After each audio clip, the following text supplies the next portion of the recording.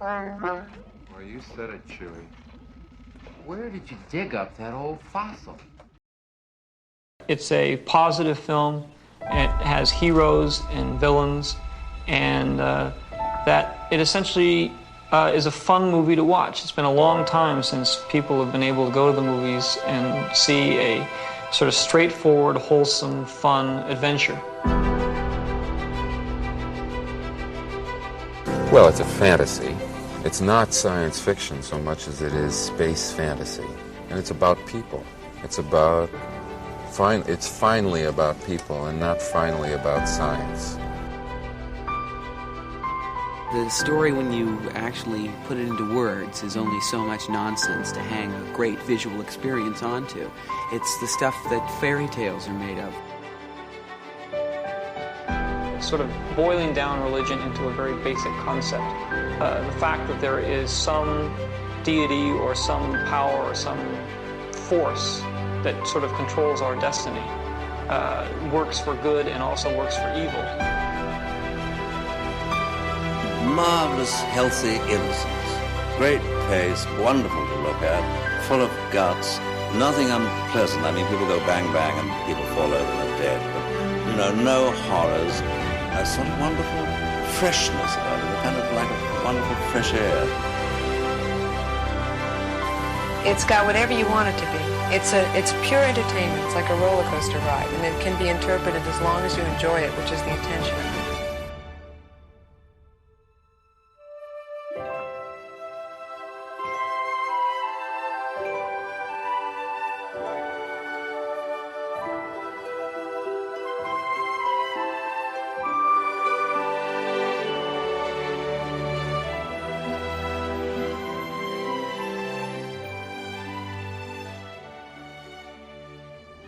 And welcome back to Generation Skywalker Presents Those Old Fossils, episode 22, Picking Up the Pieces. Now, who am I joined by tonight? I've got Dan with me, Dan Burgess. Hello there. How you doing, Dan? You all right? I'm good.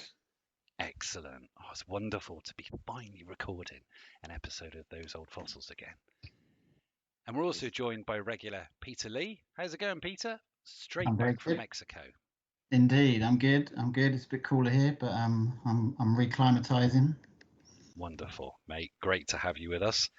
And also delighted tonight that we've got two big hitters, people who've been on the show before, and we're delighted that they're joining us. First of all, I've got Mr. Lee Bullock. Hello, Lee. Hello, Jazz. How are you? Okay? Mate, I'm great. I'm delighted that you're with us. I'm more interested in how you are. Yeah, I'm fine. All good, mate. All good. Awesome. I'm glad to be back. Joining you, often found with Lee as well, and has been on and has in fact been on very recently with a very, very special show of ours. I've got Mr. Mark Daniels. Hi, Mark. Good evening, guys.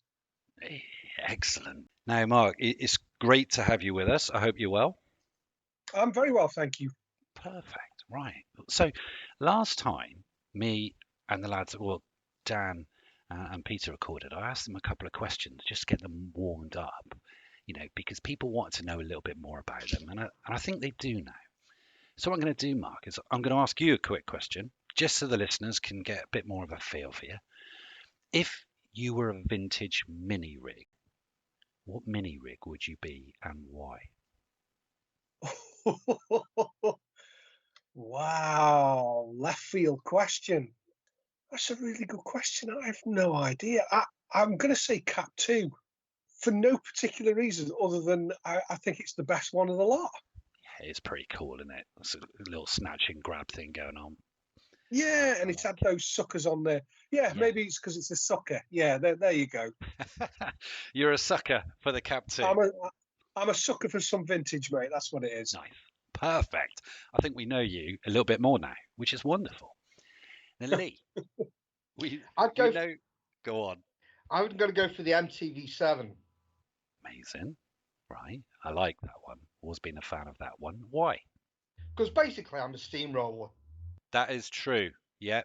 Anyone who's met you will know that. And anyone who's seen you in action and observed you from afar, kind of scared, full of trepidation behind a wall, will know that as well. So, yeah, absolutely.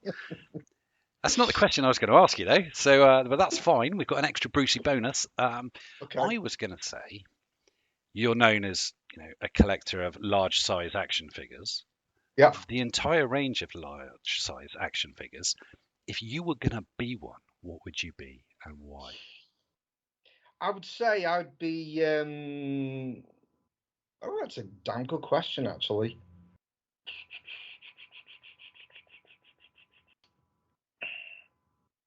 I'd say I'd be the Lily Ledy, Hombro de las Dunas, the Sand People, because basically I'm in a white straight jacket and I'm a bit crap. Well, you might say that, but your friends will say you are a very special, rare breed, and so many people would want to get their hands on you. Well, how about that? That's some rapid thinking. Well, that's pretty rapid thinking. That is some. I'm quite impressed by your ability to laterally think and think on your feet there, Jazz. That's pretty good. Quite impressed. Crap. You're far from crap there, right? So brilliant. Do you know what? Our listeners, if they're still with us, have learned a little bit more about Mark and Lee. Now, there's just one more question I'm going to ask each of them now, and I'm going to go back to Mark. Mark is an artist, man who's, extremely talented, got an eye for so many things. I just want to know, what's your favourite hardback artwork? I am going to say Luke Hoth. Yeah, Luke Hoth, because that's the one figure that I remember seeing in Tesco's, and that was the first figure I picked out for myself. So yeah, Luke Hoth has a lot of good memories for me, and also it's quite a dramatic shot because I've not seen Empire Strikes Back at that point, and there was like so many questions that I had about this figure and the character, and yeah, I'll go with Luke Hoth. Oh, good stuff. Great choice. Great choice. Thanks very much. Now, that's going to conclude your quick questions at the beginning. I've got one more for Lee now. Okay. Big teddy bear that Lee is. So for that reason, Lee, big teddy bear, I want to know, what's your favourite Ewok? Ooh. What's my favourite Ewok? Damn it, I've not even thought of that. I'm going to say Warwick, actually. Okay. I'm going to say Warwick because he's got like that little fierce grimace going on, and to be fair, even though he's got that little fierce grimace going on, you take him down in 30 seconds. Yeah, or you would. So you mean Warwick? I know. So Warwick. It's like he's got all the aggression and stuff, but he's just an Ewok. Yeah, that's true. That is true. Brilliant stuff. Well, I think everyone will agree with me that we know our guests a little bit more now, and we can move on. Amazing. I never doubted you for a second. Wonderful.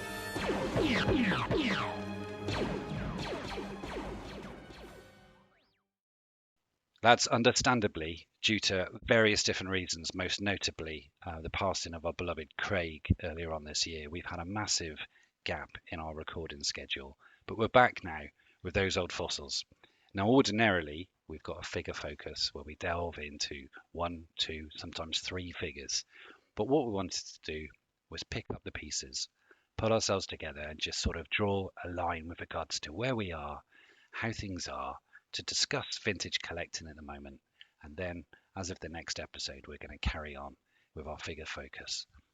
So what we'll do is just to sort of ascertain where we've been and what we've been up to from a vintage collection point of view. So any particular purchases that people have picked up over the last 6 months or so? First of all, I'm going to go to Peter. Yeah, it's been mad looking back. Probably the major one of the last sort of probably year is that lovely Luke 20 back I bought off you, Jez, and that is a year ago. Which is bonkers. Late June last year, that gorgeous Luke X Wing pilot, which I've been after for a long time, been looking at, and then when you put that one up, it just all came together. And so for it to come from your collection, and for it to be a 90 grade on top of that isn't something I normally go for, but there was a sort of a cherry on the top of the cake. So that was a year ago, so that was a nice piece to add. And I finally, after many discussions with both Lee and Mark, finally managed to add a boxed IG-88 doll to the 12-inch collection, which completed that run, which had taken 4 years to put that final piece together. Just, I'd missed a few had come along which just weren't in the condition I was after, and prices seemed to be up and down on those. But one, the one came on the Deal or No Deal from a guy in Germany, and just all aligned very nicely, and he ended up sort of doing me a bit of a deal on it as well. So very happy to add that. So that completed that set, and just been added a few upgrades. Added a C-3PO Dennis Fisher and a Palitoy Leia to that Farthest from earlier in the year. So just some upgrades needed now of that. So pleased to finally have that set together. Oh, very nice indeed. Very nice. Yeah, congratulations on that. Now, Lee, you're got a vast collection, an awesome collection, and always see you trade in. But is there anything recently you've picked up of interest, say in the last 6 months, 12 months? Yeah, quite an obscure piece actually that I've been after for quite a while, and I didn't know this existed until a few years ago, some years ago. There is a European only, and it was mostly sold in France, from what I understand.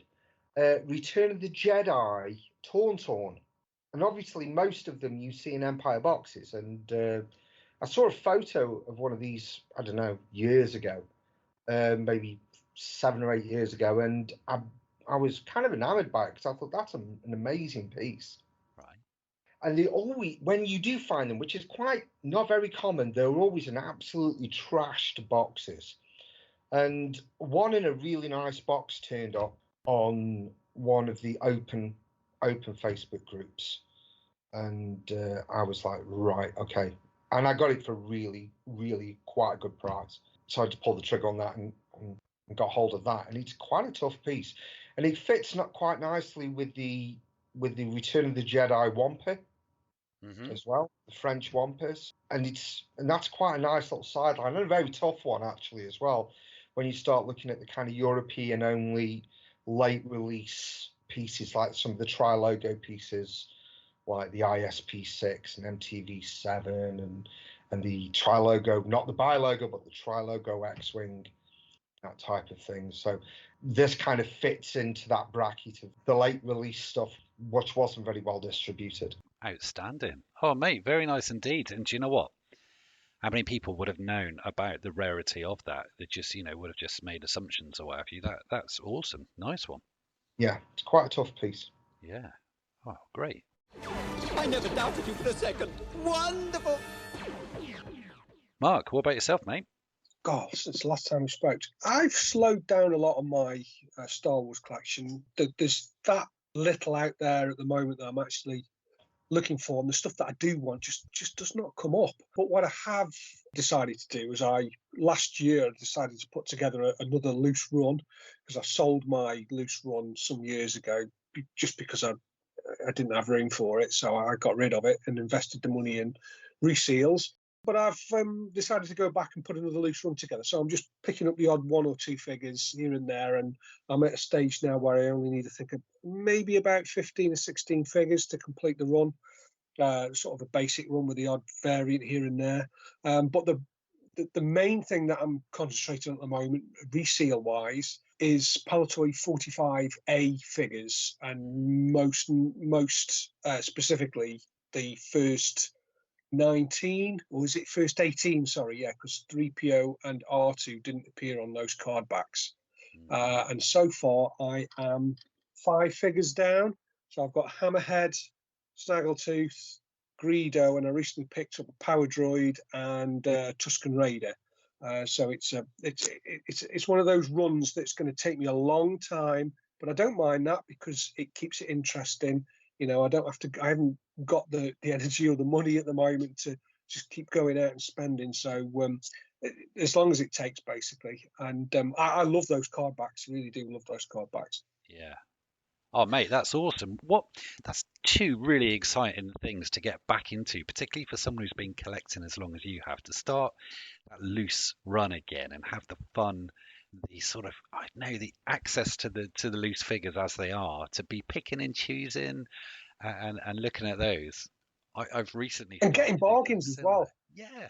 Oh, that's ace. Yeah, I'm getting bargains. Yeah, I'm trying not to pay full whack on figures, and I'm picking and choosing. Again, it's a marathon. It's not a sprint on this. I'm not in any rush to put it together to complete it. It's just the right figure at the right time at the right price. Perfect. A while back, well, I think it was the last time you were on Old Fossils. You were doing a run of Return of the Jedi. I can't remember if you said you were doing Palitoy or just Kenner cards. Have you still carried that on, or have you let that go? No, I've decided to knock that on the head. I just thought I just haven't got the run for all the Jedi cards, which is why I flitted back to the Palitoy 45As. It's a short run. There's only 18 characters in that first, the first character run. So, yes, it's a very, very tough run to put together. If you speak to people like Gary Smith and John Aves, they will tell you how hard those figures are to come by. But I've managed to get a couple of real tough ones already. So they look fantastic when they're together. Oh, yeah, absolutely. Good luck with the Luke X Wing. I mean, I know that one's a toughie. That is a toughie, yeah. And so is, what was the other one that was a toughie? Oh, I can't remember. You'll have to. I'll come back to you. It's not an easy run, but I mean, you don't necessarily want an easy one, do you? You're in it for the long haul. It's good luck, mate. That's awesome. Then man your ships, and may the Force be with you. Thank you. And Dan, I know you've been picking up stuff all over the place. Yeah, I've got the bug back, I'm afraid. It's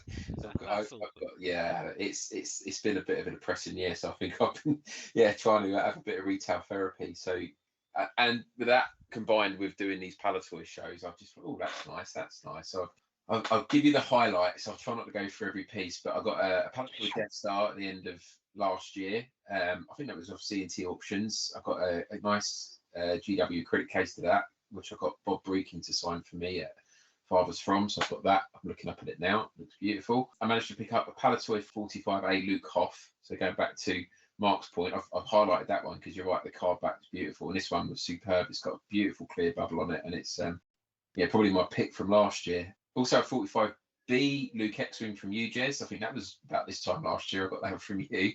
And then some other stuff. I got a 3-pack. I finally got a 3-pack. I think it's the Cloud City set with Han, the Ugnaught and the Lobot. Nice. And then the bit that I was really pleased with last year was I managed to get a 6-pack. So I got the yellow background 6-pack. 2 of the figures came in baggies. The rest of them I got displayed loose. But I'm going to try and track down the baggies for that. And then recently, in the last couple of months, I managed to get off of eBay the Half Rescue Play Pack, the Tri-Logo one. So going back to Lee's purchase of that Tauntaun. And it threw me because when I opened the Play Pack up, it had the Tauntaun instructions in it with Tri-Logo, which I thought, that must be unique to that set. So the fact you're saying there's a Tri-Logo, was it Tri-Logo Tauntaun, Lee, you called it? Or?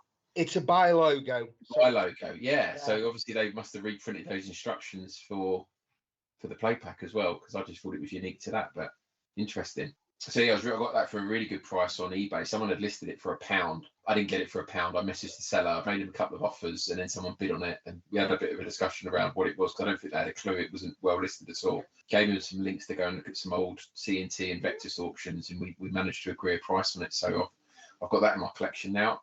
And I also picked up a 12-inch IG-88, which I got from Deal or No Deal a few weeks ago as well. So I'm chuffed to bits for that box one. It's got all the missiles. There's no marking or anything like that. The plastic's melted, so that's spot on. I got some 41 backs this year, some Palitoy 41 backs. So I've got Lobot, 80 driver, and an Imperial Commander. And my 45 back run of Return of the Jedi cards with the 9 num offer on the back's nearly finished. I've got 14 out of the 16 now. I've just got the Biker Scout and Squidhead to get, and I'll finish that run. So that'd be nice to finish that. And that's it. I'll stop there because I could go on, but I won't. Busy boy. It's mental, mate. The 6-pack's probably my favourite kind of piece that I kind of always looked at from afar. I thought I'd love to have one of those one day, and it came up. I think it was an Australian auction site on eBay and on Facebook, and I can't remember what the page is called now, but it came up, and I managed to get that one. Brilliant. Everyone loves a 6-pack for the summer, mate. I'm well pleased for you. That's what a collection. And yeah, two lots of IG-88s going on with you and Peter. That's ace with bombs, everything. Impressive. Most impressive. Very nice. Well done, lads. What about you, Jez? What about you? Do you know what? I've done all right. Well, it's been so long since we did a recording. I ticked off a big one. I ticked off a big one from my list.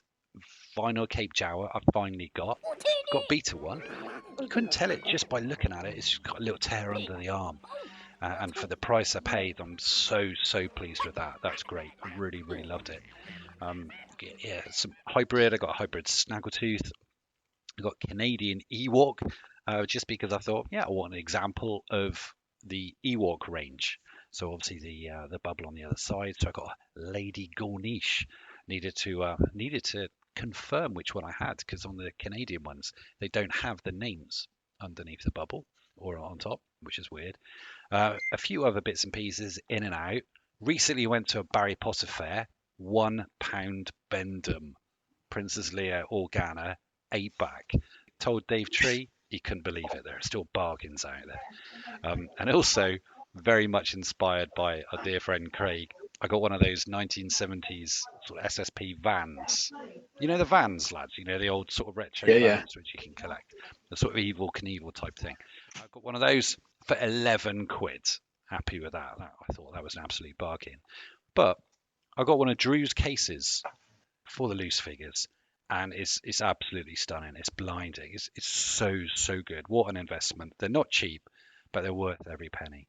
And it links back to what Mark was saying with regards to loose figures, because as I was putting my loose figures in, I was having a little look at that one. And then because this cabinet is illuminated and it makes everything look great, I'm just like, oh dear, my 88's looking a bit ropey now. I need a new one of those. Or I was looking at some of my figures thinking, yeah, I want to upgrade. So I've been doing some slow upgrades as well. And yeah, exciting stuff, but nice. It keeps us all in the game, doesn't it? Keeps us all going.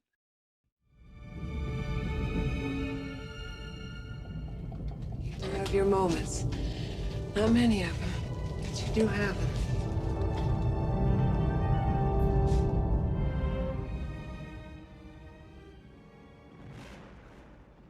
What I wanted to do also is, if you remember when Craig got his Vinyl Cape Jawa, and he shared with us the story about how he went to the UK graders, how he had bought this Vinyl Cape Jawa, its celebration, and what Craig managed to do at the end of last year was put on a really wonderful unboxing video on Generation Skywalker's YouTube channel about getting that figure back from the graders and what grade he managed to get. So we just thought it might be quite nice now just to play a little section of that unboxing, which Craig did just before Christmas.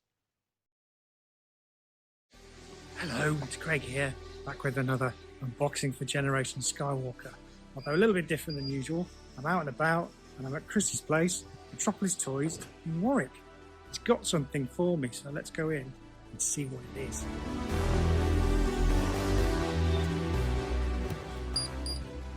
Hey up, mister. How much is your Dalek? He's not for sale, young man. How are you? I'm good. How are you? I'm fine, thank you. This is very the much. box.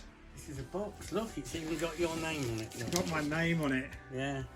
Awesome. Right, I'm going to swap the camera, give it to you, and we'll open the box. Okay.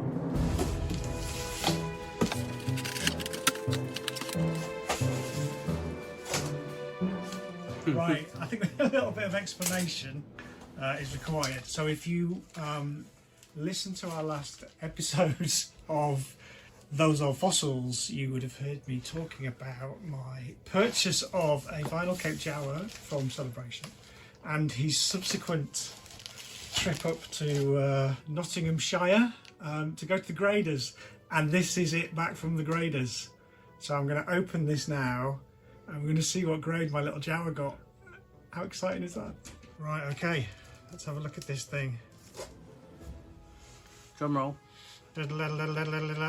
Kidding me? No. You are joking. Nope. Show the nice camera. This Vinyl Cape Jawa that I bought at Star Wars Celebration has achieved a 90 grade. Now, I'm not an expert in grading, It's about as good as it gets, isn't it? It absolutely is. Wow. Yeah. Wow. And given one sold recently for about 5,000 quid for a 90 grade, ain't too bad on your investment, dude.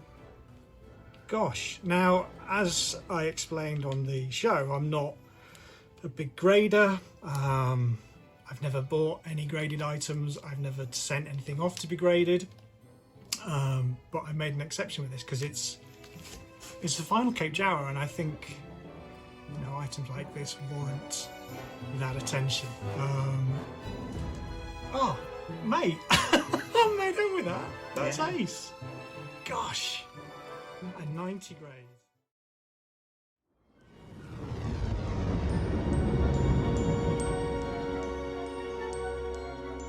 Great shot, kid. That was 1 in a million. Remember, the Force will be with you, always.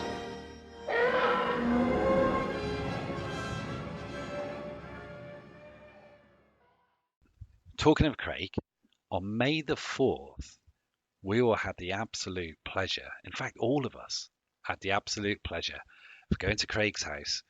Kimberly opened it up to an open house for some of Craig's friends to see Craig's entire collection and just hang around, chat, talk Star Wars, reminisce, talk about Craig. Now I'm going to come, first of all, I'm going to come to Lee and Mark. What a day. We were all there, but Lee and Mark, what are your thoughts on that event?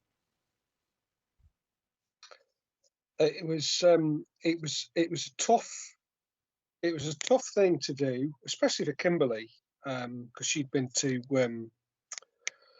the States, and she'd like literally just got back, and I think she got back on a Thursday and was like setting up Craig's house sort of party on the Friday for people to come down on the Saturday. So it was a big ask from Kimberly, but you know, she did a blinding job. She was so welcoming to everybody. You know, we all went down, gave her a hand, and it wasn't just people that were in Star Wars collecting circles. It was basically all friends and family, people who knew nothing about Star Wars.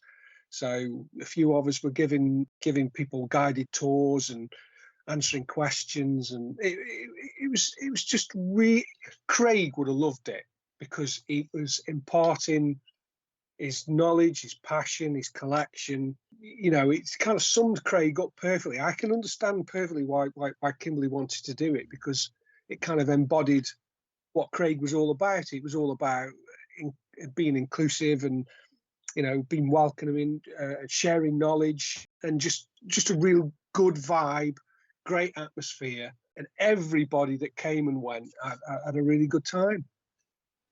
It was so inspiring, wasn't it, when you just see what he had, from open scrapbooks up through to some of the absolute gems in his collection, and it just opens your eyes so much to the beyond the toys world, in particular of Star Wars, but just the beautiful, wonderful things that Craig could see. What about you, Lee? I think it was a very emotional experience for everyone. You just get the feeling that, you know, there's just a massive gap. Craig should have been there, shouldn't he? You know, what it showed me was just what a massive impact that guy had on so many people, and how much love there was for him. You know, and there wasn't just collectors there. There was people from his university days and people from other walks of life. And when we went on the meal afterwards, me and Sue got talking to some old friends of Craig, and they were lovely, just absolutely lovely people. It went over and above Star Wars collecting or anything like that. It was a true celebration of what Craig's impact on people was. I think it was a very dignified celebration of his life, you know? Yeah, absolutely, I concur. Yeah. Go on, Pete, go first. Yeah, sorry, Dan. Yeah, I think just echoing Lee and Mark, real mixed emotions, and just I'd never seen the collection before, and just it was incredible to see it. But yeah, there was a missing presence, obviously, with Craig not being there, and you just think, why did I not make it up at some stage to sort of see it with Craig? But I remember just after Craig passed, watching the Toy Shop on Tour video again, and that really hit me hard, just having him talking through it, and his sort of voice was echoing in my ears, going around the house and just seeing it, and you just hear him talking about it and the passion he had for it. And it's just such a incredible collection, how it's laid out, and the depth of it, and just to see it in person was amazing. And I think it was having all of his nearest and dearest there as well really added a huge amount to the day. And it's just, I don't know, there's a little community growing out of it, isn't there, out of what's happened. And I think you've got sort of a Team Craig vibe from the funeral. I think a lot of people are coming closer together through what's happened. So yeah, a lot of that was coming through on the day. Yeah, absolutely.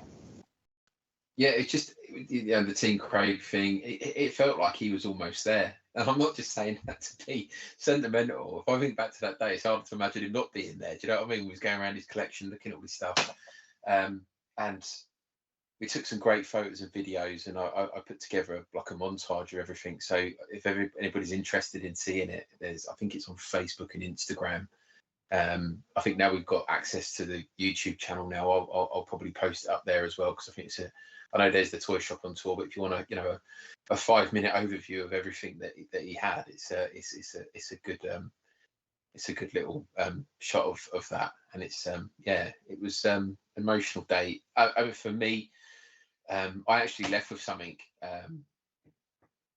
Craig left me a 12-inch Boba Fett, but not a regular one that you'd see. This one's been customized. So if anyone's listened to I think it's the second episode of the Palitoy Guide, I did a recording with Craig for that, and it was the last recording we ever did. And we were talking about the 12-inch Fett being used in the Palitoy commercial for the Boba Fett figure, and for the close-up they used the 12-inch, and it was repainted. And I was talking about customizing one, saying I want to get a 12-inch, beat a 12-inch Fett and paint it up to look like the vintage 3 3/4-inch figure.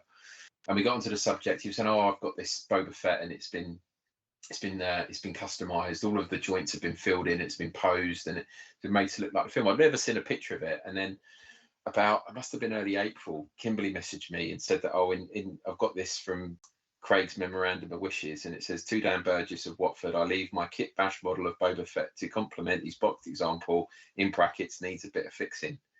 I was blown away, and it's like the last thing we recorded together talking about, and he's I've got it, and I'm sitting here now with it in my hand, and it's fantastic. And my wife made me laugh. She came in and looked at it and went, "It actually looks better than the original." And I'm like, "What are you talking about?" But yeah, it is really cool. I'll share some photos of it with you guys so you can see it. But yeah, I was pleased for Pumpkin, thought to leave me that. Brilliant. So, yeah. I mean, it was a really, really inspiring day, and I certainly left thinking my eyes were just opened up so much. My sort of collecting visions, and I think I just had my horizons broadened. Maybe more on that later on.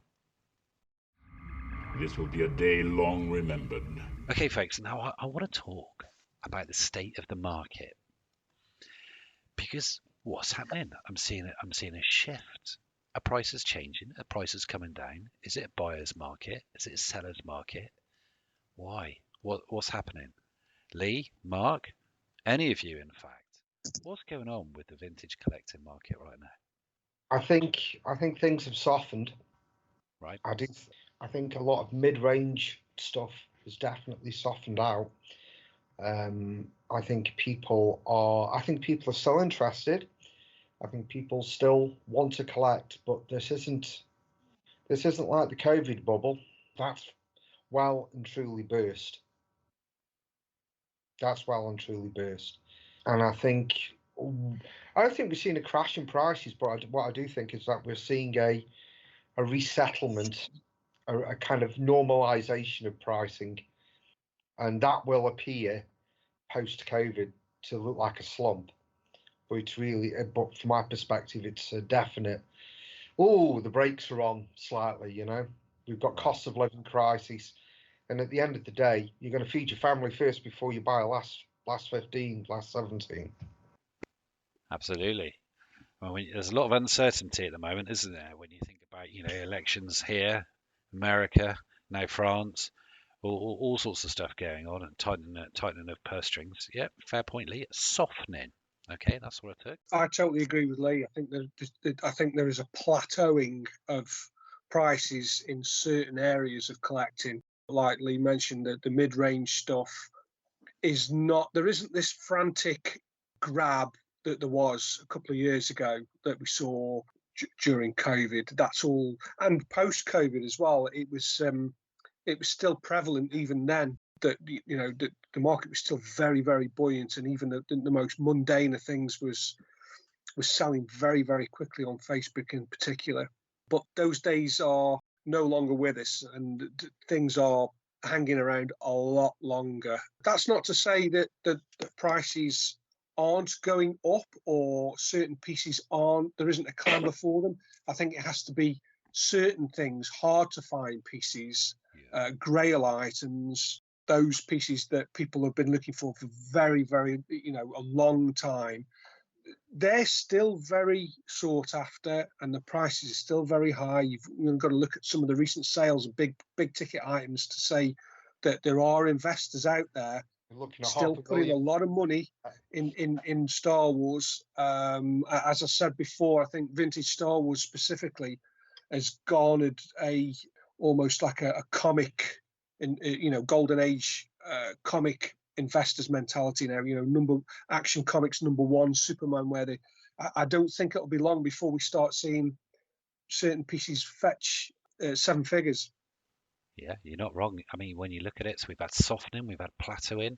Yeah, we're seeing, and we'll come to it later on, $500,000 rocket fire and Fett, but interesting to see. I mean, you could say almost like inflation starting to come under control, possibly. Yeah, I mean, I think last 15 is still very sort of buoyant. They seem to be the evergreen area of vintage Star Wars collecting. New blood coming into the hobby, always looking for really good top end condition. Last 15 figures. Loose tends to be pretty buoyant at the moment. People are always looking for loose figures. It's the big boxed items that I think are suffering. Millennium Falcons and Imperial shuttles and all that kind of thing. They not quite as sought after as they once were. It was the first thing I'd written down in the notes was it's just correcting itself. So you had the COVID boom, but then you go back 10 years, you had the Disney effect and the Force Awakens effect. So it was already on a massive, if you compared prices from, say, 5 years, well, when we're in COVID, sort of 3 years ago to 10 years back to today, it'd be just all over the place. And I think, the higher end is staying there and going up. And I think a lot of people are just waiting on, a lot of people have been back into it or been in it for a long time, and they're just sort of waiting out for certain pieces. I think people are looking for pieces rather than just going to toy fairs and just spending as much as they can on grabbing everything. I think there's a lot more people looking for specific things, or there's a lot more considered purchasing going on, I think, is what we're seeing. I think that's absolutely correct. I mean, one of the things I'm seeing is people come and look at a stall, and they've just entered the show. They don't want to spend anything yet. They want to do a full lap at least before they start spending money. Now, that's a subtle thing, but that certainly wasn't the case during the COVID boom. People were just there clamoring straight away. This is like, yeah, I'll come back and have a look. Yeah. Now, all right, it's not necessarily say it's Echo. It could be Barry Potter Fair. It could be, it could be wherever. But there's that FOMO element, isn't there? That if you think, right, I've got this much disposable income, which I'm gonna, give to my Star Wars collection this weekend. Let me have a little look at something. They see a stall, but see 20 stalls, 30 stalls, 50, 100 plus stalls like you may well get at an Echo. And people will do that, won't they? Because of FOMO, because what else is just around the corner? There's so much vintage here. I need to have an informed opinion before I pass over my money. I want to see what else there is. Very much so. Yeah. There, that looks pretty good. That looks pretty good. Yeah, it'll do nice. Excuse me, man, but where are we going? Dan, you put something out on the We Are Generation Skywalker Facebook page, didn't you?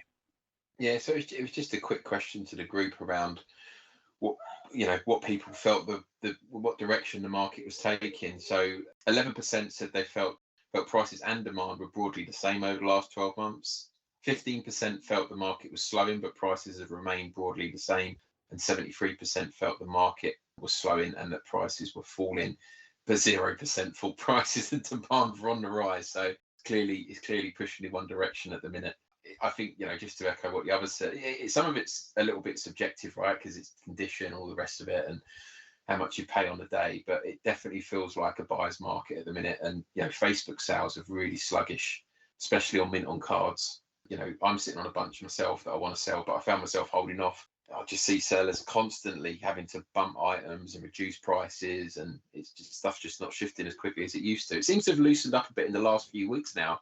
We've really started looking at this, but certainly since the beginning of the year, it's definitely felt tough for them.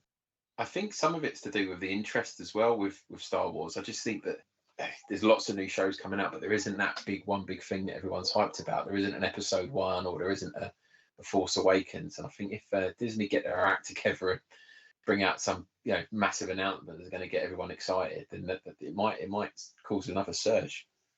But who knows? Fair point. Good observations all round, really.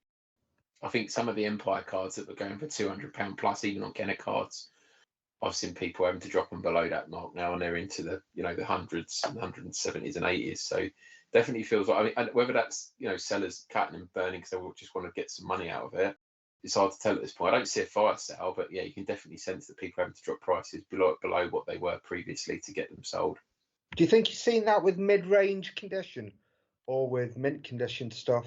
I think some of the mid-range stuff that would have probably gone for that money's dropped below it. I mean, some of the stuff you see, going up on Dark Side and on Echo's definitely not going for the money it was going before Christmas. Some of the stuff that we've seen recently sell at auction, some of the high-end Palitoy Jedi cards, they've been going for big money as well. So people are definitely still after the stuff that's top grade. Yeah. So it hasn't fallen away completely. It's that mid-grade thing again that we've seen with box stuff that's starting to suffer. That's what's feeling the squeeze, isn't it?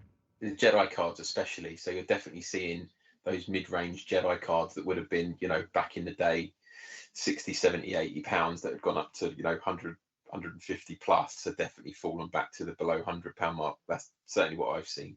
Yeah. Your Medines and things like that we've all balked at when people have paid more than £100 for, but it definitely feels like they've fallen back to that kind of that level now. You're talking tens of pounds rather than getting into 3 figures. Interesting. Very interesting. So that's the mint on cards.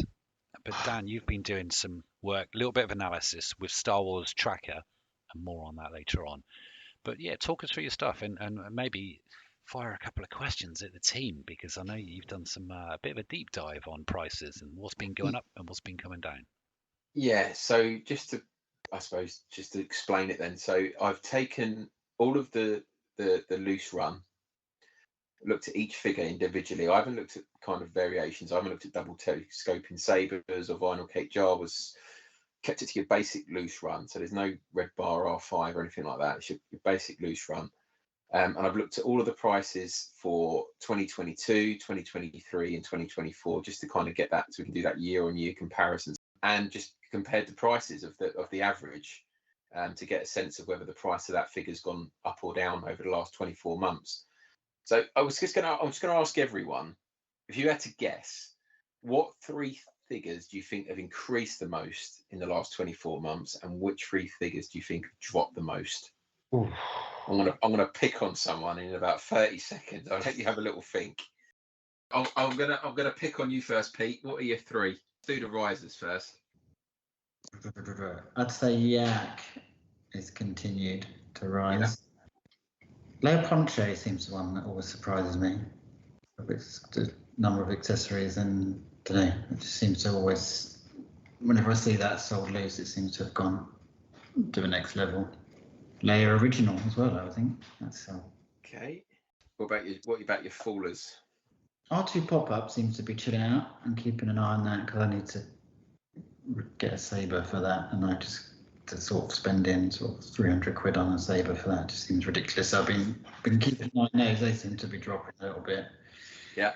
Well, surely entry level sort of Jedi ones have got to be dropping, and they're like a week away. Someone like then. Yeah. One more drop. Let's go Luke original. Okay. Luke Farmboy, yeah? Yeah, Luke Farmboy. All right. I'm going to come to you next, Lee. I think R5D4's probably gone up. I would for a really nice one.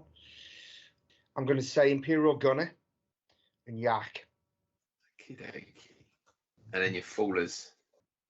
I think Luke Bespin. Yeah. Boba Fett. Yeah. And probably original C-3PO. Fixed limbs, yeah. Yeah. Very good.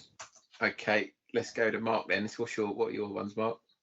I'm going to go a bit left field for this. I'm going to try and pick out a few that are a bit more random. So I'm going to go for Cloud Car Pilot for my first one. And I'm talking about complete now, because that comlink, it's all about the comlink. I've seen some pretty high prices for those guys recently. Yoda seems to just go up and up and up all the time.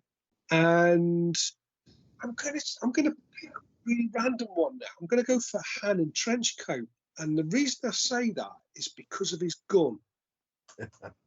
Yeah. A lot of people don't realise that weapon is unique to that figure. And I think as people get into collecting these things, they realise the blue-black isn't the right one. And that's pushing the price up for that figure.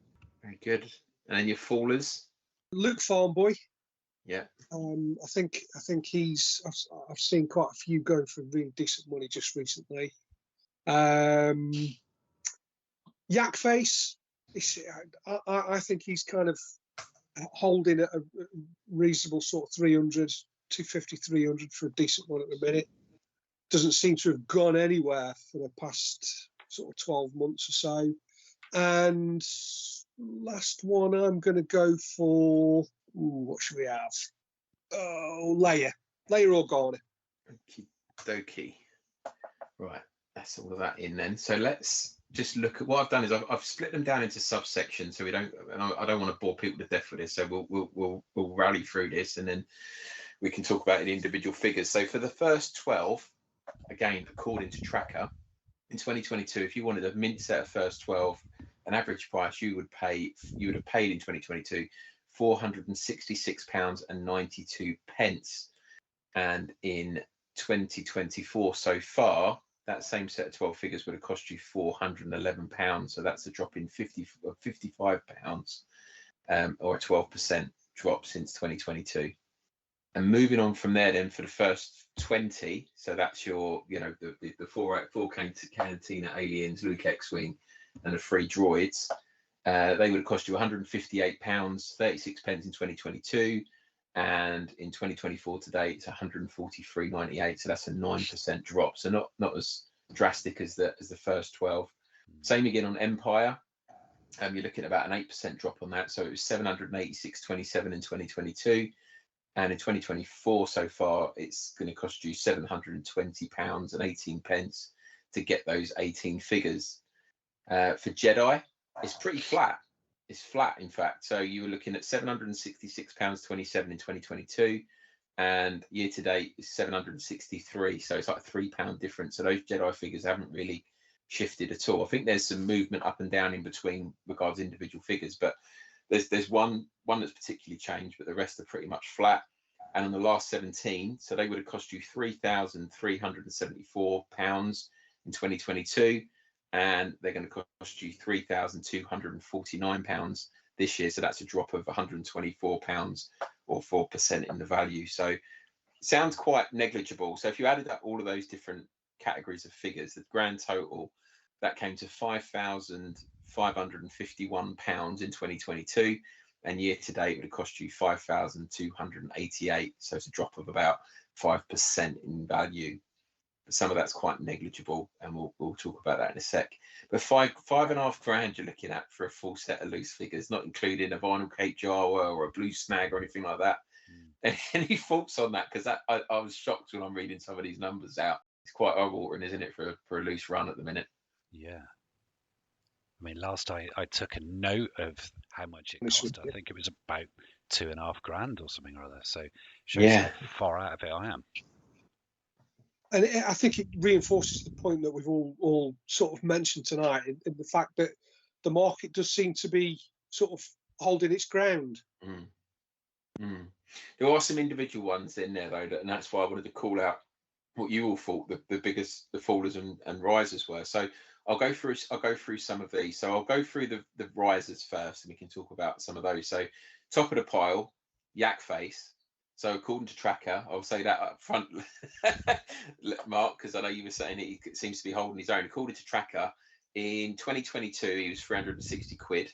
In 2023 he was £384 or 385 pretty much. And year to date, he's been going for 405. So he's actually gone up since 2022, 13%, £45 up. So he still feels like one that's on the rise. It's not like me to be wrong, though, is it? No. I'm just used to Stu giving me a hard time, mate, to be honest with you. When I contradict him. But that's one that's your biggest riser, single, in terms of the price it's gone up by. That's the biggest riser. Then it's Luke Stormtrooper, so he's up 9%. So you're looking to pay about £280 for Luke Stormtrooper now. And Imperial Dignitary, believe it or not, is up 16%. So he was £82 in 2022. He's now up to £95.58. So there you say again. It's all in the nose. Yeah. So it is the last 17 are definitely the ones that definitely are the ones that are still on the rise for the most part. When you get beyond those, Rees, believe it or not, has had a 16% increase of £1.85 according to Tracker. So he's up 14.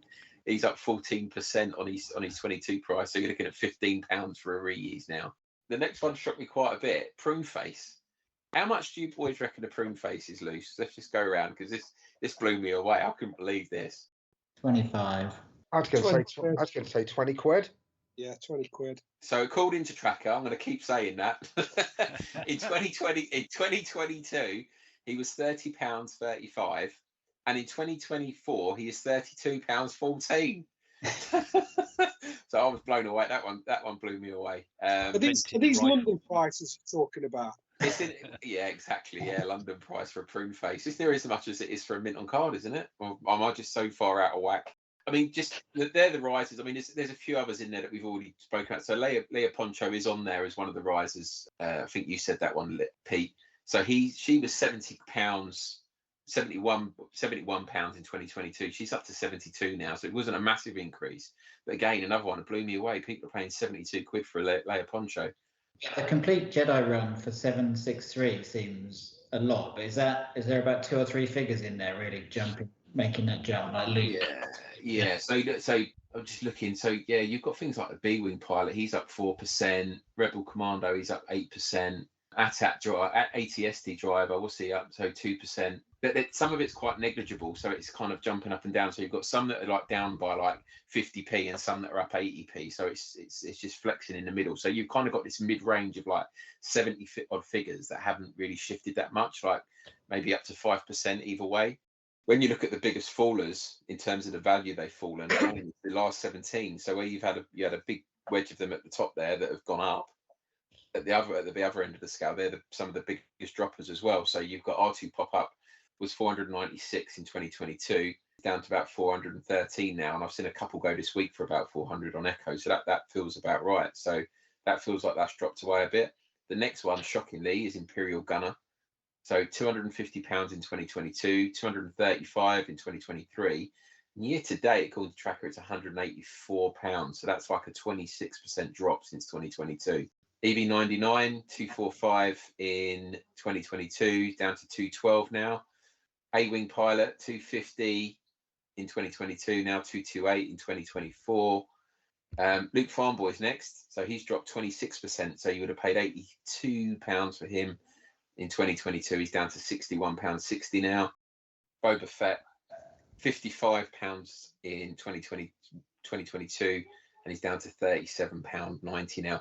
And I wonder if that's to do with Book of Boba Fett. Was that the Book of Boba Fett shot Boba Fett up? I don't know if that was around that time or not. And then the last one I mentioned is that Yoda. So Yoda, again, Mark, we can have to debate if you've seen differently, but £61 in 2022. According to Tracker, he's down to 51 now, so he's seen a 17%. drop. Well, I'm overpaying for my Yodas then. If that's the case. Maybe we need to look. Maybe some of these American prices keep creeping in. Luke Besbin's on there as a dropper as well, so he's dropped about a tenner. So £49.24. He's down to about 40 quid now, according to Tracker, and I will keep repeating that. Yes. I'm just looking through the ones that you guys called out. So Leia Organa has fallen slightly, but not by a huge amount, by about 7%. So I think she's lost about 7 or 8 quid off of her value. Still looking at paying about £89-90 for her.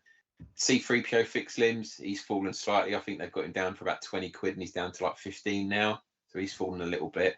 Hand Trench, though, I was shocked by that because I saw that when I was looking through this list. I think you called that one out, Mark. So I don't think he's moved particularly much, but I was shocked at the actual price of the figure. Hand Trench. So you're looking at paying like 42 quid for him now. Hand Trench coat has in the sense that you've got like Luke Stormtrooper as a true black blaster, and Trenchcoat as a true black blaster the same way, and that often gets overlooked. And both me and Mark are old enough and ugly enough to remember when these things were turning up on cards everywhere, and I certainly remember, because I never had Hand Trenchcoat as a kid, so I remember looking at the figure on those Jedi cards and thinking that I've not seen that type of blaster with any of the other figures before. So that was when I first noticed this. I ended up buying back a full set of loose figures in 1999, and that's the set I have now. And I bought them all in one shot from a childhood collection, and that figure has the true black Han Solo blaster with it too. It's definitely a thing. Oh, I've learned something. I'll have to go and check my Hand Trench coats now. Got me worried. I never knew that. Going up in value already as we speak. It doesn't feel like it's moved much. About 5. It's gone down about 5%, but it's there's some detail in there, obviously, around individual figures that's quite interesting. Dan, that's brilliant. Thank you ever so much. I do sometimes wonder what you get up to in your spare time, but that's really great analysis. And as you kept on saying, according to Star Wars Tracker, what is Star Wars Tracker? Some of our listeners thinking, what is this Star Wars Tracker you talk about? So let's go over to a quick pre-recorded session with the creator of Star Wars Tracker, Jared Cope.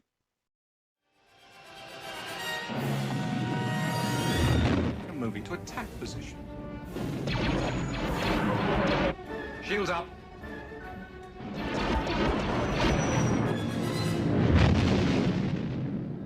Track them. They may come around for another pass. Captain Nida, the ship no longer appears on our scopes. They can't have disappeared. No ship that small has a cloaking device. Well, there's no trace of them, sir. Captain, Lord Vader demands an update on the pursuit. Get a shuttle ready. I shall assume full responsibility for losing them and apologize to Lord Vader. Meanwhile, continue to scan the area. Yes, Captain Nida.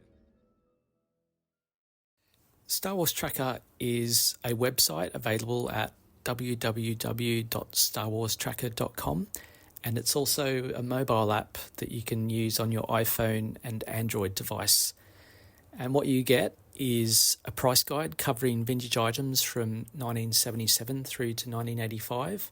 And it's also a system for tracking your own collection, which I term portfolios within the system. So as for the price guides, it covers loose figures with some of the main recognised variants, carded figures or MOC figures, the vehicles, the play sets, Power of the Force coins, and a range of other categories. And with 2024, it's now been going for 10 years. So there's 10 years of enriched data that you can search through and see price history and just basically have a good look around. All the prices recorded, they're enriched with licensee information, and if it's graded, then it's got the company and the overall grade that it achieves. So there's a lot of flexibility for how you can search through the guides to see what things are selling for and what they have sold for in the past. With the price guide, you get statistics just straight away, like the average price that is being paid for something, but also it goes a bit deeper with percentile band pricing, and it also has an indication of relative scarcity that one item might be compared to others. So the data that builds the price guides, it comes from a range of places. So the main one being eBay, and actually taking sales from regional eBay sites like US, the UK, Australia, and the European ones. It also has data added from Hakes Auctions, Vectus Auctions, and then some of the Facebook activity as well. So one of the main advantages of using Star Wars Tracker to look up prices is that all the data that's entered in there has been pre-cleansed to ignore any sales that had reproduction weapons or items included, and it's only items that are relevant for vintage collectors. So it's just a bit of a time saver rather than you going around all those sites yourself and building up a view of what things are selling for. And with the latest version that's just come out recently, there's also a mechanism where you can report or submit a price to me for consideration in the price guides. If you think, I've missed it and it would add value, then that's a way to let me know. So as for the portfolios, you can set up any number of portfolios to cover your collection, whether that's a portfolio just to cover figures or just to cover the carded figures, or you can have everything in one portfolio. It's completely flexible and up to you. There's no limit on what you can put there. And for each item, you can just collect the usual stuff that you would expect, like how much you paid for it, what the item actually is. You can assign a condition to it on a sliding scale from 0 to 100 at 10-point intervals. So 100 being a gem mint example, 0 being an absolute beta. And when you've added all of that in, then you can actually request an instant auto valuation of all your portfolios at the click of a button. And so it will go and compare what you have against the price guides and come back with a number for you. And each weekend, you'll even get an email that actually does that for you. So you can just passively, get an email each week that gives you an overall number and then a detailed estimation of each item that's in your portfolios. And along with the portfolios, you also have the option to generate some labels that have a barcode that are specific to that item. And these work really well with some of the display products from GW Acrylic and Ian's Displays products. And you can actually put the label on those display cases, and with the mobile app you can scan the barcode and that will actually pull up the item from your portfolio. If you want to remind yourself, where did you get that from, how much did you pay for it, any details that you might have recorded against it. So with all that said, Star Wars Tracker is a subscription service, so there is a cost to it, but there's flexible pricing plans. There's 4 plans that you can choose from, and all of them come with a 2-week free trial, so you get a lot of time to decide if it's right for you and if you can make it work for you before you actually get charged. But yep, Star Wars Tracker, it's been around for 10 years now and it's used by quite a lot of collectors, and I use it myself and it's a great system. I fully recommend it. Easy? You call that easy? They're tracking us. Not this ship, sister. At least the information in R2 is still intact. So fellas, that's a really, really good discussion about, figures, about carded figures, about pricing in the market. So let's talk about where we can be getting stuff. I know, yes, Facebook, eBay, but really you can't beat these face-to-face meetups that we're fortunate enough to be having, be it celebrations or at Farthest runs, or it's the real sort of dominant force at the moment in the UK and Scandinavia for that matter, Echo. Now in April we had an Echo base, and already they've announced the next one for October. So let's just have a quick recap of Echo Live. Lee, Mark, you were both there as traders. In fact, Mark, I know you definitely were because I bought something from you. Well, how was that for you for a show? When you say I was trading, I was getting bits and bobs that was spare in my collection. Just, I'm not a trader like I was pre-COVID. I've knocked all that on the head at the moment. But what I do find is the stuff I take along helps pay for the event. It pays for the table. It pays for my night out, which we'll get to in a minute, which was fantastic. It pays for my purchases on the day, which I had several. Although they're a bit more thin on the ground this year so far, just a few loose figures. I didn't buy anything else. But the amount of stuff that was there, this was the first one where they've had it in the same room, where they've had to open a second room. So there was another room off the main event that had got more traders in it. And again, just the amount of stuff. Echo, you've got to take your hats off to them. They put on just an amazing show, and it gets better every single year. Yeah, totally. Now, before I go over to Lee, Peter, you were in one of those offshoot rooms, weren't you? Is that right? Is that where you had your stand? I was, yeah. I was with Martin Woodgate in there. We had a few bits, and it's hard to tell if it was as busy as the other room, because I didn't really get in. I got into the main room quite early and had a look around and did what I needed to do, and then I was sort of in that side room for the rest of it, which seemed pretty busy, but it's hard to get a feel on what is going on in the other room. I know when I went out in that front bit, the entrance of the main room was just hectic the whole time.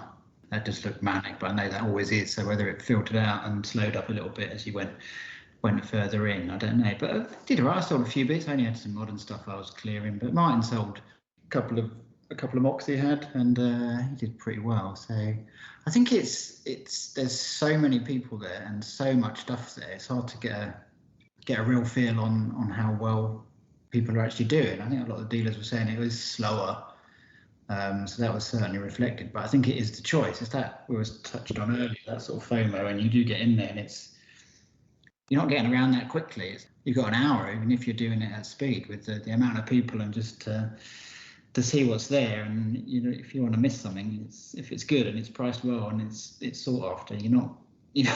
If you go back in an hour, chances are it's gone. So it is an incredible show, and the amount of vintage there is quite spectacular, given how hard it is to find some of this stuff. There was some pretty special pieces there.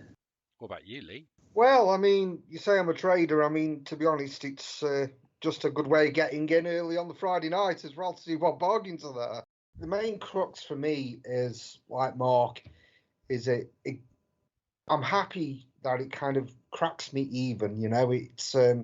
It gives me a good basis, to have a little bit of spending money to buy what I want for myself, and to have a good night out on the Saturday night, and and basically to see all my friends, to see all the people who I would deeply care about, and are really good mates. I thought, in terms of the actual show itself, we're at a point now with Echo where it is truly the premier Star Wars show in the world now, possibly. I mean, I'm certainly seeing stuff there which you don't even see at Celebration. I mean, there was a rocket firing Boba Fett there. You're seeing some absolutely incredible stuff there now. And you think about the origins of this. You think where this has gone to. It's now a world-class event. It's now a purely world-class event. And one of the things I did see as well, I did start seeing a lot of US guys coming over for this. Gus Lopez was there, and there was quite a few other US guys I was seeing knocking around. So I think it's starting to get some traction across the pond as well. Yeah, I think you're absolutely right. It was, to me, from an immersive point of view, it was absolutely sensory overload, Star Wars vintage, almost overwhelming in some areas. There was so much of it, and you could almost be going up and down the rows just thinking, hang on a second, have I been up and down this one yet? Because it was so vast. It would have been quite easy to have got lost in that massive square sort of room. There was just so much vintage there. I found it as a sort of casual observer wanting to just look at everything. it was just slightly overwhelming, and just exhausting in the most positive way, if you can get my point. Yeah. Now on the Friday night, Dan, we went to the mill, didn't we? We did indeed. It was good fun, wasn't it? It was really good. I think we were looking for something a little bit different to do, and you managed to snag a couple of places that had come up at the last minute, and we hopped in a cab. We headed down there, and it was really good. We queued outside to go in. When we entered, all of the stars that I had, I think there must have been a dozen or more actors that appeared in The Empire Strikes Back there, and they were all sat down on benches and having photos taken with each person. So you got your own personalised photograph of all of the stars that were there, including Dennis Lawson Wedge, who for some reason was putting a funny face in all of the photographs. But and then we sat down to a 3-course dinner. So I'll go into the details. So we had soup for starters, we had braised beef and mashed potatoes for main, and a cheesecake for dessert. It was a really good meal. I thought, how much we paid? 50, 60 quid for that for the night, and you got treated to having one of the stars on your table. We had a snowtrooper. I can't remember his bloody name. Alan Austin. Yeah. We had Alan Austin sat with us on our table. We were sat with I think another 8 other guests that were on our table too, and we made new friends. Everyone had a good drink, and we all got to know each other. And I think Jo from the 501st, who was sat next to us, she was great fun. We became good friends with her. Friends with her on Facebook now. It was just a real good social event where you got to meet new people. There was a Star Wars quiz, there was a charity raffle, all the things you'd expect. But it was just it was really well done. Really, just a nice event, something different. Yeah, absolutely. We felt like doing that. We wanted to go and do something different. It's obviously, we go to Redditch where this event is. We often go to the same pubs, and we just fancy to do something different. And as you said, you got all of that. You got the welcome drinks. There was a bit of swag you got. You got this photo which was provided as part of the lineup, and there was just a good evening's worth of entertainment. Now it's all coming together. Maybe my overwhelming sort of fatigue and exhaustion was just because the fact that I think we were up until about 4 o'clock that morning, just absolutely on one, and so probably went to Echo slightly worse for wear on the Saturday. But I thought that if anyone's thinking about going to that meal, I think one of the other good things about it is it finishes relatively early, so it starts at like 6:30, 7 o'clock. The event's kind of winding down by about 10. So if you still want to go into town into Witherspoons and get pink shots and drink lager, you can still do that. We did. We've been going till 4 in the morning. And what a good night it was. So it was good. Really, really good. And tip my hat in particular to Wayne Tossey, who I know that he puts everything into that session. Quite clearly, Echo Live is a collaboration. They have a team. They have an absolute machine pushing this all together. The sort of collaborations between the Echo admins there and what they do also, and the contributions and all this money generated for charity. It's really, really great to see. But Wayne in particular, just seeing him there on the Friday night and threading everything together, really, really good job. Well done, Echo Live. But then we move on to, there's a Saturday element to this, Saturday night, isn't there, fellas, which I keep on missing. But it's one of the highlights for you.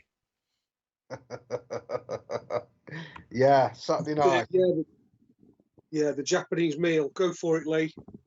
Yes, it's we have a Japanese meal, and we engage in the ancient ritual of sake, which usually has a life-changing and consciousness-raising effect on us all, shall we say. Brilliant. Then we had 2 Wetherspoons, and then we end up hitting those pink shots on top of it. Mate, I can't remember the last time. In fact, it probably was the last Echo Live when I was that drunk. I was absolutely wrecked.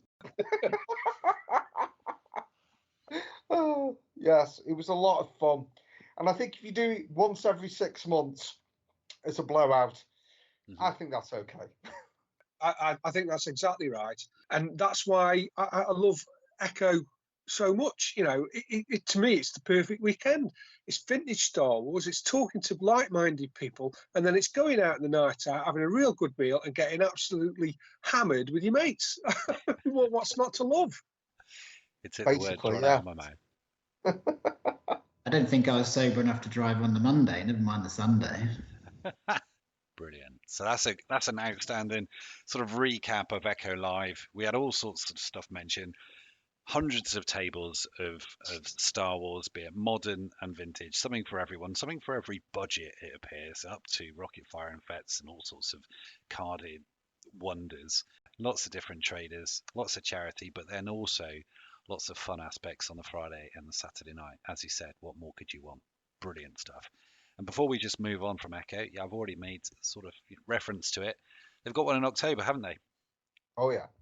So yeah, the next Echo is on the 12th of October, and it is an Endor adventure. So you can expect, I don't know if you can expect lots of Ewoks or or what, but yeah, that's what it's billed as. It looks the poster style is, I think it's meant to be like I'm a celebrity, get me out of it. Very fitting for that time of year, and that's normally on the TV. Endor adventure, it looks brilliant. Unfortunately, I'm going to miss it. I'm going to be in Chicago, but I know that all of you are going to be going to that, and best of luck to them. Have you boys managed to book your tables? Yes. Good. Yeah, I think that's sorted out. Went in an hour, didn't they, this time? 90 minutes all gone, yeah. Yeah. That was brilliant stuff. It's a well-oiled machine. Enough about me. Right. Oh. Right, going to move on.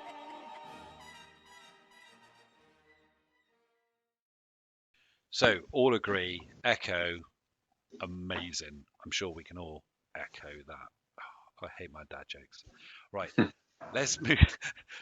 One token little laugh from Dan. Right, let's rapidly move on. Farthest From. We haven't really had a proper Farthest From.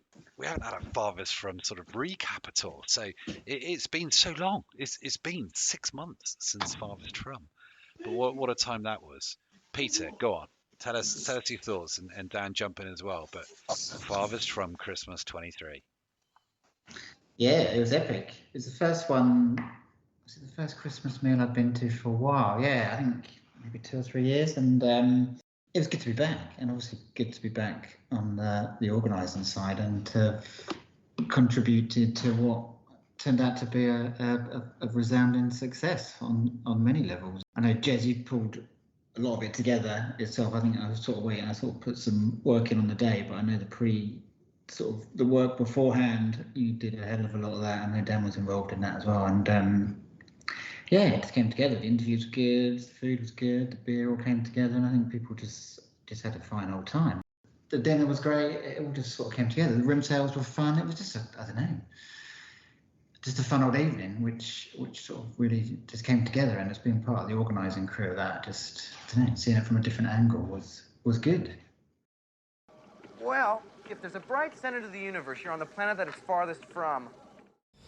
I'm not picking up any cities or technology. Massive life form readings, though. It's pretty far, but I think we can make it. You've got Farthest From and Echo, two completely different beasts.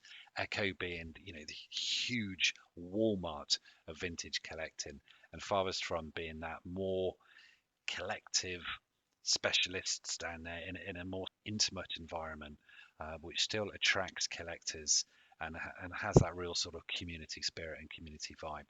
But as you said, Pete, Generation Skywalker organised the Saturday night. Dan, what were we doing on the Saturday night? So on the Saturday night, we had, a bit of a Generation Skywalker extravaganza. Craig had done a lot of work in the background, putting slides together and little video reels. I think he did a video reel of the actual Saturday from footage that was sent across to him from the team, which we played back to the audience. And he also put together a reel of all of the Generation Skywalker artworks that we played through as well. We had Rebellion Brewery there. So, Jez, you procured some kegs of beer with all the necessary equipment for the taps to pull the beer, and everyone seemed to go down with everyone really well. There was guests. So we had Barry Gingle, who was the graphic designer, or one of the graphic designers on Andor, and he also played Anto Krieger. We've just released a podcast interview from Farthest From recently. You can go back and listen to that, released in the last couple of weeks. And we had a final time. We interviewed Pablo Hidalgo, so he was a real big hitter. Most people will be familiar with the name Pablo Hidalgo. All the way from Lucasfilm, came over gave an interview to Jez up on the stage, but unfortunately we weren't allowed to record that, so you had to be there to see that one. We had charity events as well. So Stu did a what he called the stand-up game, and we had a quiz as well, which was great fun going up against Pablo, the keeper of the holocron, I think he's known as at Lucasfilm. So he knows Star Wars inside and out, and I don't think we stood much chance against him. But yeah, I think some people came quite close. And then capped the evening off with some room sales. So we put the word out there was going to be a room sale. People brought things along, and we used the upstairs of the Falling Bridge Town Hall. We laid out some tables, and it all just seemed to happen. As soon as kind of we said, right, the event's over, we're going to do the room sales, everyone drifted upstairs, started cracking boxes open and laying stuff out on tables, and all of a sudden we had room sales going on, which was good fun. Yeah, it was. I was super proud of the entire evening because it was a collaborative effort. And as soon as the family fun day was over, that finished at say 4 p.m. We were like, right, go, go, go, go, go. And it was just like a machine. We all went into action. We had the vision exactly how we wanted it to be set out. So this town hall, this just rough, empty looking town hall, we just completely transformed into like some sort of classy Christmas grotto, and it was just really, really well decorated.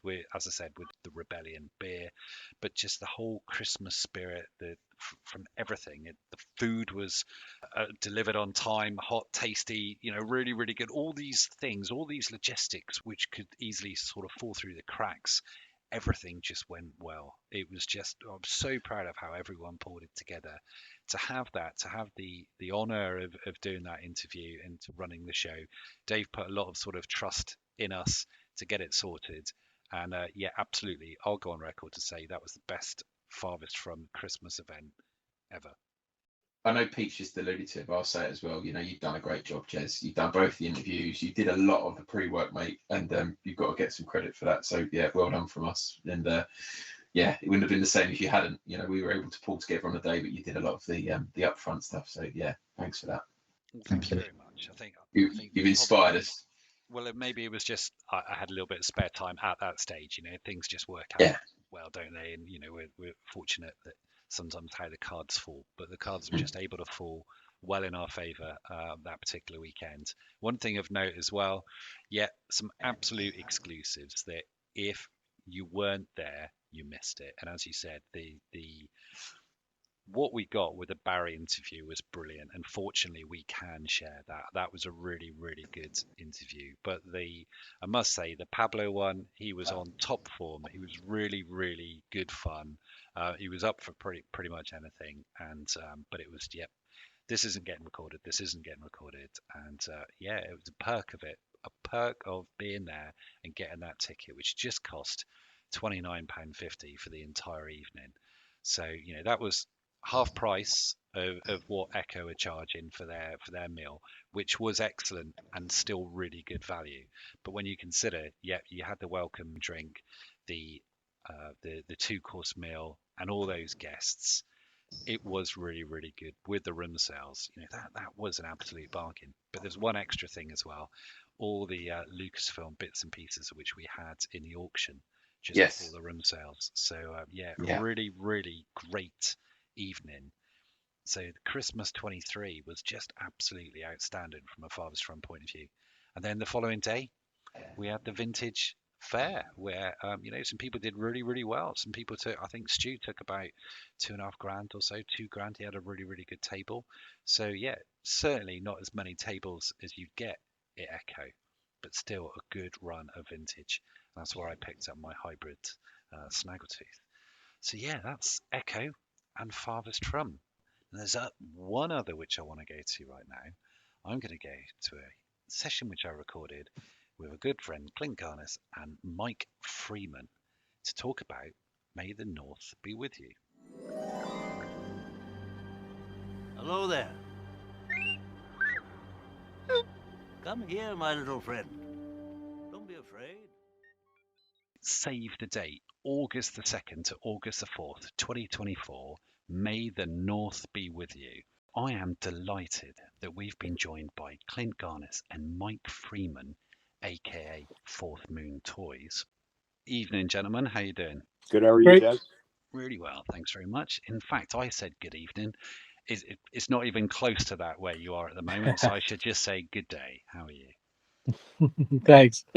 No worries. Right. Well, gentlemen, you're going to be talking about May the North Be With You, the third May the North Be With You show. So, first of all, Clint, you're the one who's been promoting this a little bit on the Facebook group We Are Generation Skywalker. So, if I can initially just come to you, what is May the Fourth Be With You, and how are you involved with it? Well, May the North Be With You, I think, is basically. Hang on. Did I just say May the Fourth be with you? That was entirely Freudian. I didn't mean to do that. So I'm going to ask Disney you that. brainwashing. Yeah, indeed. Oh, my word. Do you know what? I might just leave that in because, accidents happen and we're all human after all. So May the North be with you. Terribly sorry. No worries. So May the North Be With You is basically just we explore the Canadian connection with Star Wars Kenner and Kenner Canada, which was Irwin Toys. Irwin Toys had the license to sell Star Wars toys here in Canada. So that's kind of what we wanted to start with.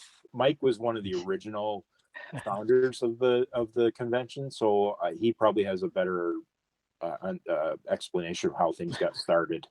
Yeah, absolutely. Do you know what? Thanks, Clint. I was saving Mike because I saw this May the North be with you. May the North be with you.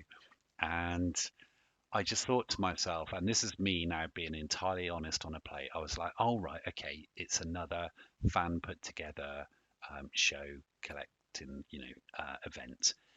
And it was then when I clicked on your website. And then when I saw your YouTube, I just thought, oh my gosh, these guys have taken it to the next level, because it's very difficult to appreciate how good this seems, how good this looks for only having two under your belt so far. Because what I've seen and the people you've managed to gather together to support this, Mike, talk to me about it, because this looks so well established and so well organized. The website in its own right is brilliant. So over to you, please. Well, thank you very much, first of all. By now the third one, we've kind of figured some things out a little bit, and really happy to hear you say that. It's a little tough because we're kind of trying to do something, I think, that's a little different from other conventions. It's not really a convention. It kind of all started like about 4 years ago. There were a group of us from Canada that used to travel down to some of the US shows, and the US group started having meetups, and it was kind of cool to go down to something that wasn't just a toy show, that was a social event as well. The Empire State did some great ones with the annual, and we were driving back from one, and it was like probably an 8 or 9 hour drive, 4 of us stuck in a tiny car, and we just started talking about how cool it would be to do something like that in Toronto and explore the Canadian side of Star Wars collecting and the variations, and just like, how did the Canadian stuff work? How were the companies organized? Like, what did Kenner decide? What did Irwin decide? And it kind of all started with that. And the goal was to do something that wasn't just about coming and paying $15 and maybe buying some toys or maybe not and then leaving. So we actually wanted to get panelists, and we've been lucky to get, as you say, good panelists in the past. We've had, Jim Swearingen from Kenner, Roger Christian, who's back again this year. And we wanted to make something small and intimate. So our convention, which is the Friday and Saturday, it maxes out at just over 100 tickets. So it's not like a big convention you go to and you line up and you get 5 seconds with like one of these people you're paying like $50 for an autograph. All of our guests are there the whole day. They kind of hang out, they watch the panels with everyone. We do have autograph tables where, you can pay and get their autograph, but they're also just there and hanging out and talking with people in between panels. So it's really different in that way. And then, yes, we do have a big toy show too that happens on the Sunday, because we wanted to add more of the like buying cool Star Wars stuff aspect. But I think we're trying to be really different, and we're trying to be like social while still having a buying cool things portion too. Yeah, brilliant. Thanks ever so much. I mean, you mentioned the social because that's the first day, isn't it? The first day, the Friday night, is the dinner. Mm-hmm. So, Yeah. Tell us about that. Yeah, so basically it's a dinner at the hotel. Everything is happening at the same hotel, so it's really nice. Like everyone that comes in, even us Toronto people, stay at the hotel, and you basically don't need to leave for 3 days. On Friday we have a dinner, and again, our special guests are there. There's a special guest at every table, so everyone's sat with a special guest. But it's also an informal dinner that we just have in a rented room, so people are also up in between courses and talking and hanging out. So it's a great way for everyone, because most people are coming in at some point on Friday, to get together, get to know each other before the kind of like convention panel stuff starts the next day on Saturday. Yeah, brilliant stuff. I mean, that sounds great, but what's even better, as I've looked at your website, which is maythenorthbewithyou.ca, and it's $59 for Friday night dinner with celebrity and guests. So yeah, that seems incredibly good value for money. Yeah, I mean, we're completely nonprofit. Our goal is to break even. That will make all of us happy. So, literally the dinner that night charge is what we're being charged from the hotel for dinner. Wow. So, yeah, we're not looking to make any money. And I know the Saturday tickets are $100 Canadian. And, that we recognize that's more expensive than your $15 toy show that you go to. But again, it's all nonprofit. All that money's going to pay for the guests and the room and all that stuff. Brilliant. Excellent. Yeah. So and on Friday night, where else are you going to be able to sit down and chat with these special guests over a meal and just hang out and find out everything about them? Yeah. Yeah, absolutely. And you've got the Sunday, it is your $15 Canadian early bird. So you've got something for everyone there. But yeah, that seems great. But what I do like here is, you've got vendor ticket sales. So straight away, by looking at your very easy to see website, all of the details are on there, which is brilliant. Now, for the benefit of our listeners, where exactly is this taking place, please? And name the hotel.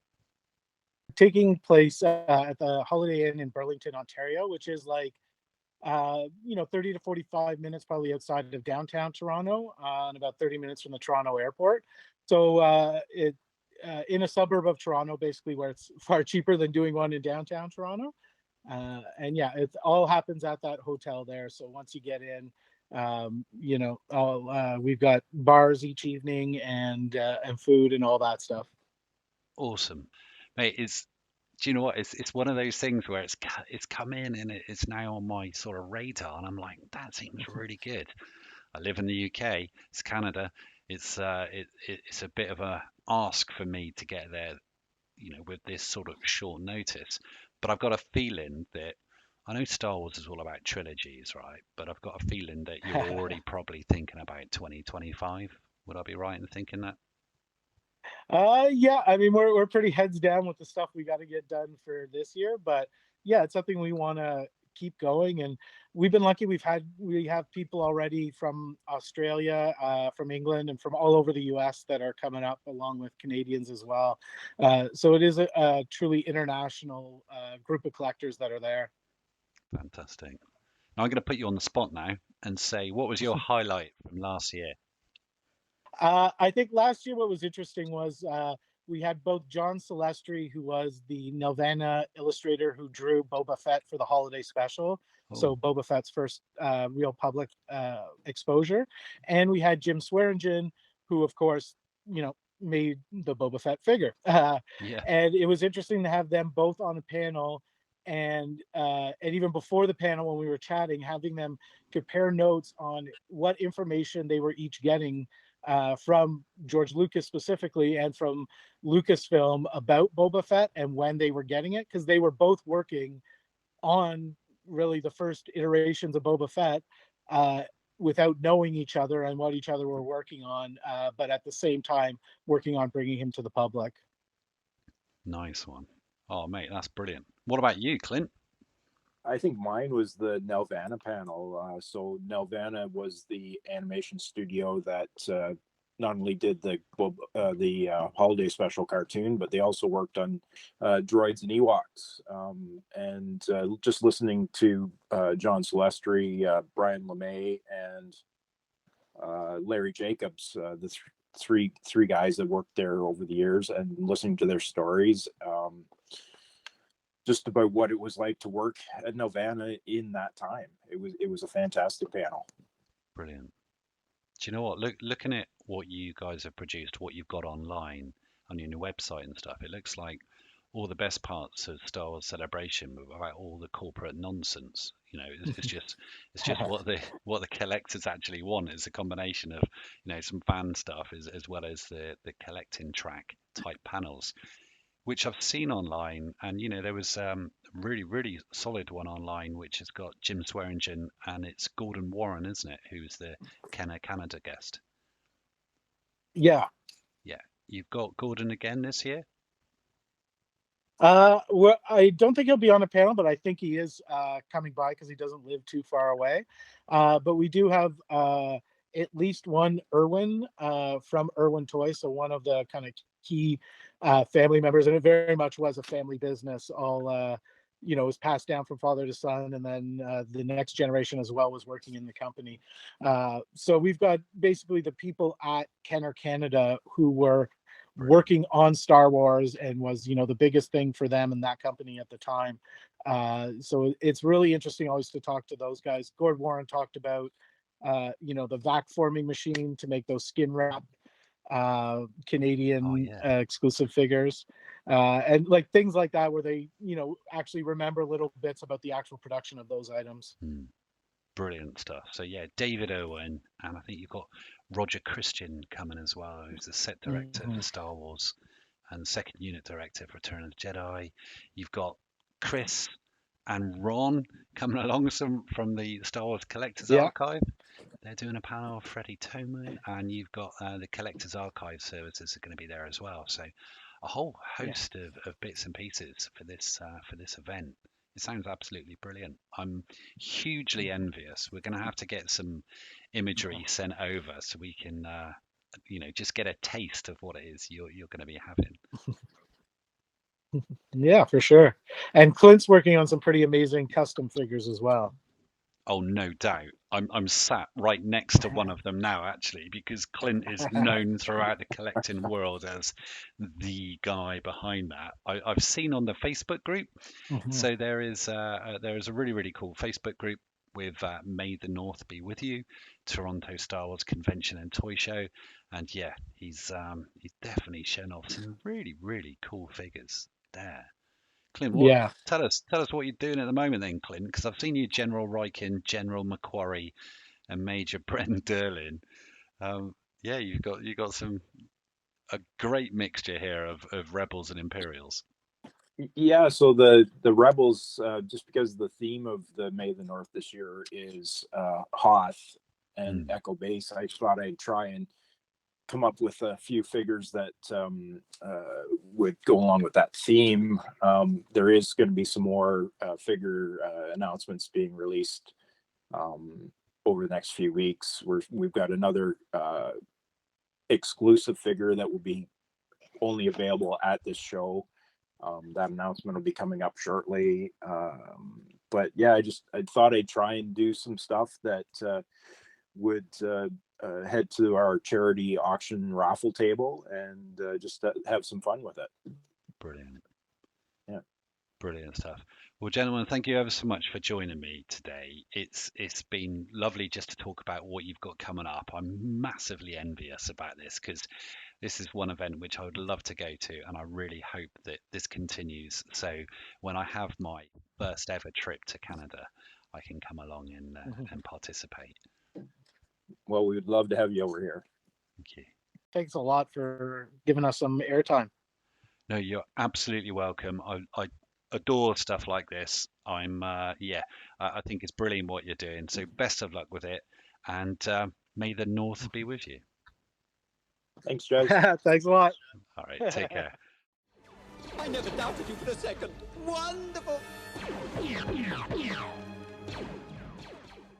Now, already mentioned several times today, we've got our dear friend Craig Spivey, and having been to the house again and having seen his collection, and I'm taking great comfort from listening to some of our old back catalogue, from listening to Craig and hearing various different episodes that he's been involved with and some of his unboxings, etc.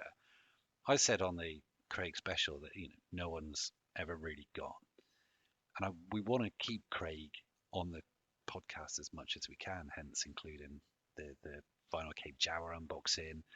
And we want to continue with an element of the Beyond the Toys, which was so dear to Craig, so special to Craig, and he just had this eye and this passion for it. So what do you think, lads? I mean, jump in. Or we were thinking about, Craig's Corner or Spivey Sessions or something which I'm sure you could probably come up with a more catchy and more appropriate name. But a concept of keeping Craig's passion and vision close to the show. What are your thoughts? I think if you were going to do something like that, I think kick it off with some of the things that Craig sort of held most dear. So the UK licenses right off the bat. So like Helix, Letrasat, Clyro, HC Ford, the real sort of bread and butter things that Craig had the most passion for, collecting wise, the stuff that really sort of ticked his boxes and seems to tick a lot of other people's boxes these days. I mean, we've said it many, many times before that when you start collecting, you collect the toys and you find your attention wandering every now and again onto other things. And those types of areas like the stationery and the display material and that kind of thing always seems to garner a lot of interest. I know the Collecting Beyond the Toys Facebook group is always very, very popular with collectors because it's something different. So yeah, I mean, if it was going to be a regular thing, then just out of respect for Craig, maybe take a look at some of those things that he held the dearest, like the UK licenses. I think one of the things that we see in the hobby pioneers, bootleg material, Joe Iglesias, John Alvarez were hobby pioneers. Ron Salvatore were hobby pioneers of that area of collecting. And I think realistically, when you start looking at the modern day interest in Beyond the Toys, even the name has been coined by the Facebook group. So as far as I'm concerned, Mark's a hobby pioneer of that. Grant Criddle's a hobby pioneer of that. And Craig Spivey is a hobby pioneer of that area. And I think, even from the name of the group, the running of the group, and the interest, the enthusiasm and the passion has brought to other people, and started them collecting. I wasn't collecting this stuff before Mark, Grant and Craig were pushing this, and I caught the bug of it myself, you know what I mean? And I think recognizing Craig as basically a hobby pioneer of that field, and I think if we're looking at Beyond the Toys generally, Mark says UK licenses, but once you've rattled through all the UK licenses, there's a whole world, literally a whole world of stuff out there, everything from dog chews in Australia through to all sorts of material. And I think when we look at Beyond the Toys stuff, Generation Skywalker's covering that, then that's Craig's Corner. It is, isn't it? Absolutely, yeah. The pioneers of it, I like that. Yeah, I like what you're saying. I mean, for me, the first delve into it was probably when I was seeing Todd Chamberlain's stands, at various celebrations, and I was just getting random bits and pieces because I felt financially I was able to, because they weren't as expensive as some of the others, and I was just So he might have been the one who initially got me into it, but then as you said, it's Craig, Grant, Mark, all those passions on the Beyond the Toy group. But certainly from the UK perspective, absolutely, it's Craig's Corner, which we want to keep on and to talk about something if there's any sort of finds or anything of significance, or even if it could be just going into one of Craig's blogs and just bringing that to the podcast, or one of his particular unboxings or whatever and bringing that to the podcast, just to keep the spirit alive, to keep the light going, because I think we recognised it so much of what he brought and what he brought to so many people, and we want to keep that enthusiasm going. I certainly think replaying some of his individual content from time to time is a really good way of keeping that alive, and I think it keeps new listeners aware of who Craig was and the contribution he not just did to Generation Skywalker, but to the hobby in general. You know, and I think that just keeps people just a little bit of aware of who he was. You know, he isn't with us anymore, but like you say, you know, no one's really on, right? Indeed. Craig's going nowhere from that point of view, and I think Craig's Corner sounds completely apt and appropriate for us.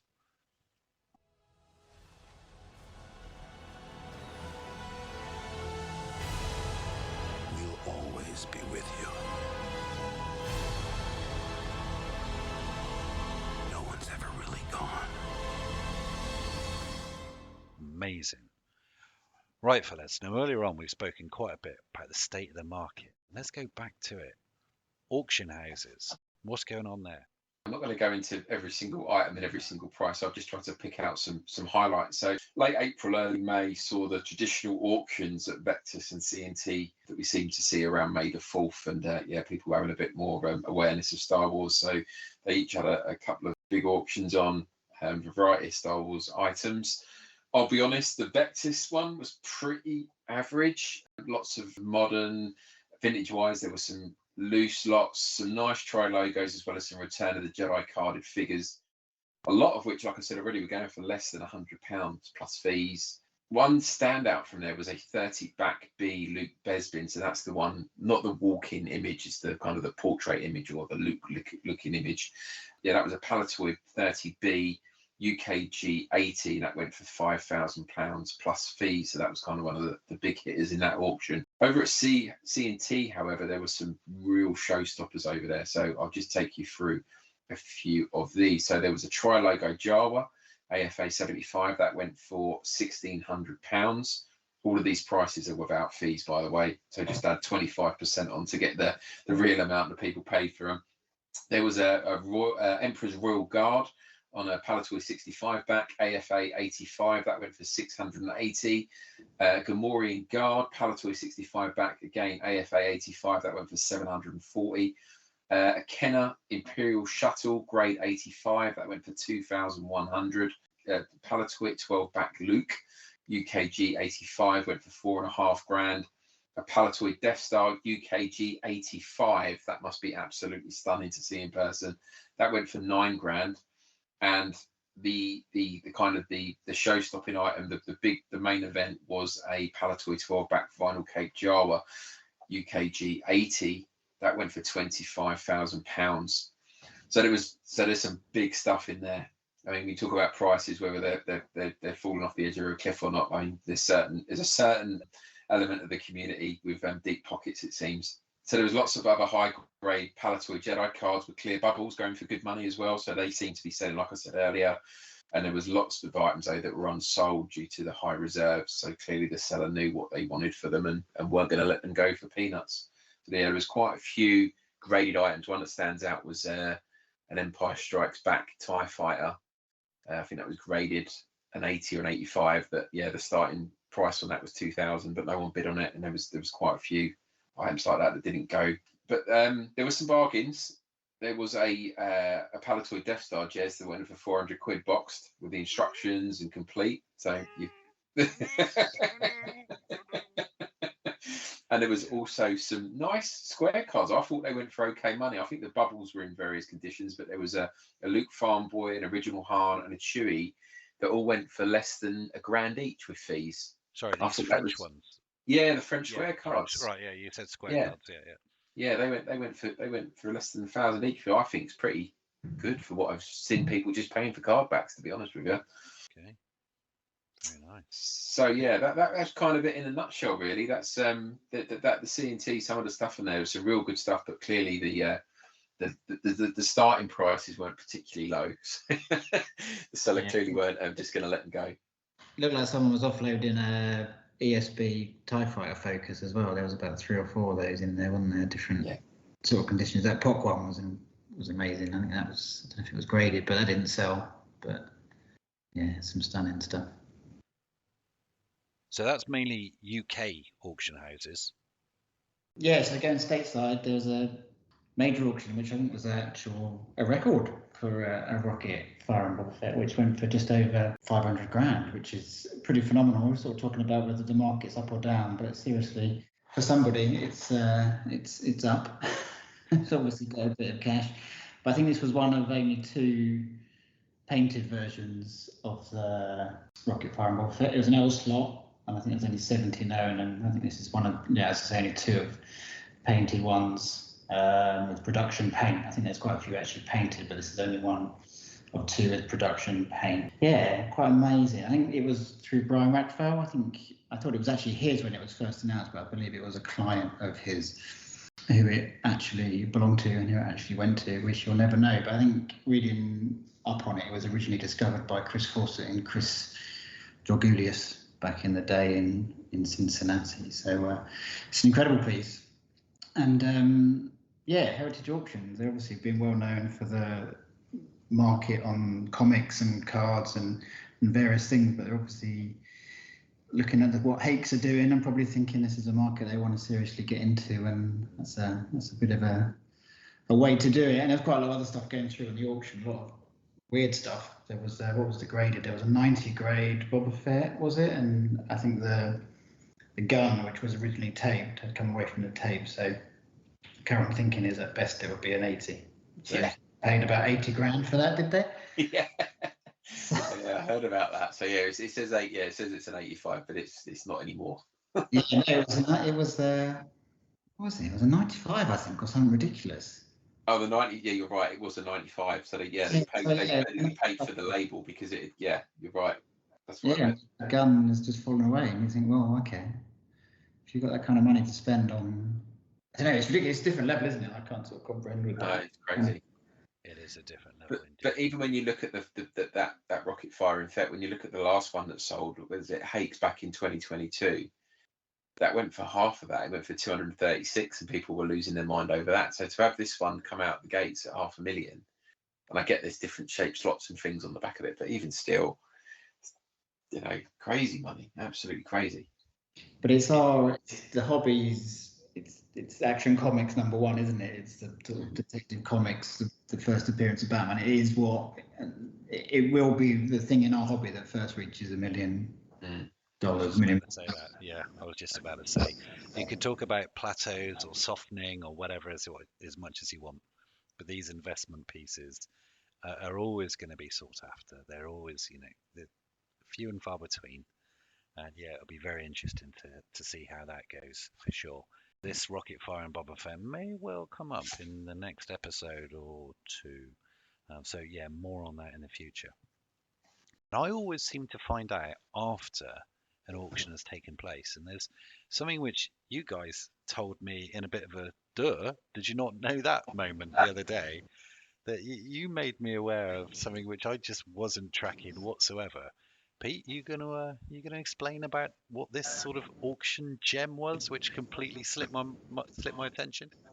Yeah, I think I was quite surprised you didn't know about it. I thought it was quite well known. So it's thesaleroom.com. So it's a website which I think is certainly UK auction houses, potentially European as well. I'm sure a few European ones have gone on there. So it's a website which seems to gather. I think the auction houses have to sign up to it. Vectors weren't on there for a long time, but have been for the last year, 18 months or so. So I guess they just have an agreement with the sale room, and then the sale room just takes a feed from all these hundreds or so auction houses that are scattered around in various towns across the UK and Europe, and just list everything. So you go on there and it's a bit daunting, but the search engine isn't bad. So you can go in, put Star Wars, you'll get thousands of results back, and then you can rearrange it by day, rearrange it by sort of value, and there's various sort of drop-down menus that you can rearrange it. But it just gives you a really good overview, and there's a lot of stuff that goes under the radar on there, and it's good. It can certainly waste a few hours of your time once you sort of go down certain rabbit holes. It's really interesting, and just sort of looking at other things that are going through auction as well. But I think the the Letraset art was found through the sale room. I think Craig and Mark discovered that through the sale room, if I'm not mistaken. So yeah, there's some incredible stuff on there, and yeah, Jez, you need to get yourself involved. I do. Well, as soon as you said that, because I was thinking, how are all these people aware? How are people aware of all these different things? I remember Mark, when I was looking for a vinyl Cape Chow, he was like, "Oh, I think this one might be going under the radar." You know, it was a much smaller auction house. But yeah, so just remind me again, what's the name of the website? Sale room. Thesaleroom.com. Thesaleroom.com. Yeah, get amongst it. Could be awesome. Because yeah, you get Vector on there, Prop Store on there, CNT. Well, so the sort of the Stacey's are on there. There's loads. There's some that you see regularly have Star Wars that, like Stacey's, I hadn't heard of. I know Martin's managed to pick up a few really nice bits from there. So I think a lot of you probably get house clearances and bits and bobs that turn up, and people locally who just know of an auction house would just dump their stuff in there. So yeah. I won an auction lot on one of the smaller auction houses, and it's not a million miles away from where I live, last summer. And I went and picked it up. It was a job lot of stuff. There was a vintage 80 boxed 8080 in there, or ATST, sorry, Scout Walker, and yeah, some modern bits. Anyways, I got home, I opened the Scout Walker up, the box, and inside was all 5 of the Empire Strikes Back mini rigs, vehicle maintenance energizer, all of the tools, yeah, and guns. There was figures inside some of the mini rigs, and yeah, jackpot. I think I paid 30 quid for the lot. And yeah, you just need to scour it and really, yeah, scrub through what's there, and you can find some bargains.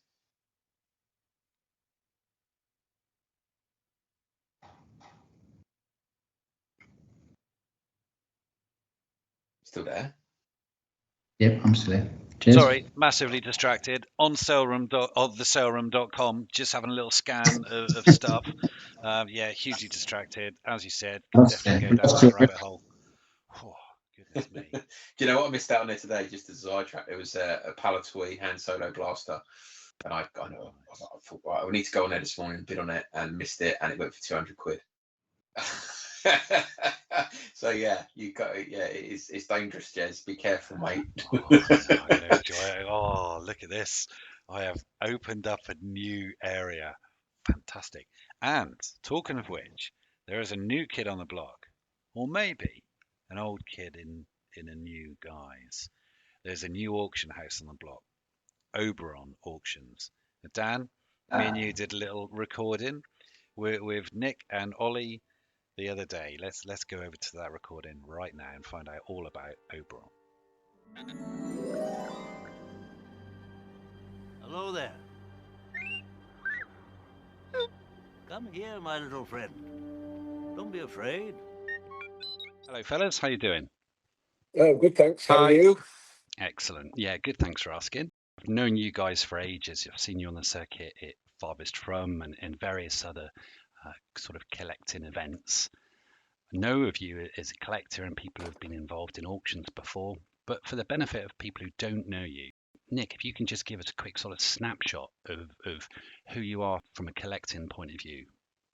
Well, I had all the toys when I was a kid, and then started collecting again in my late teens. So I've been collecting for over 35 years.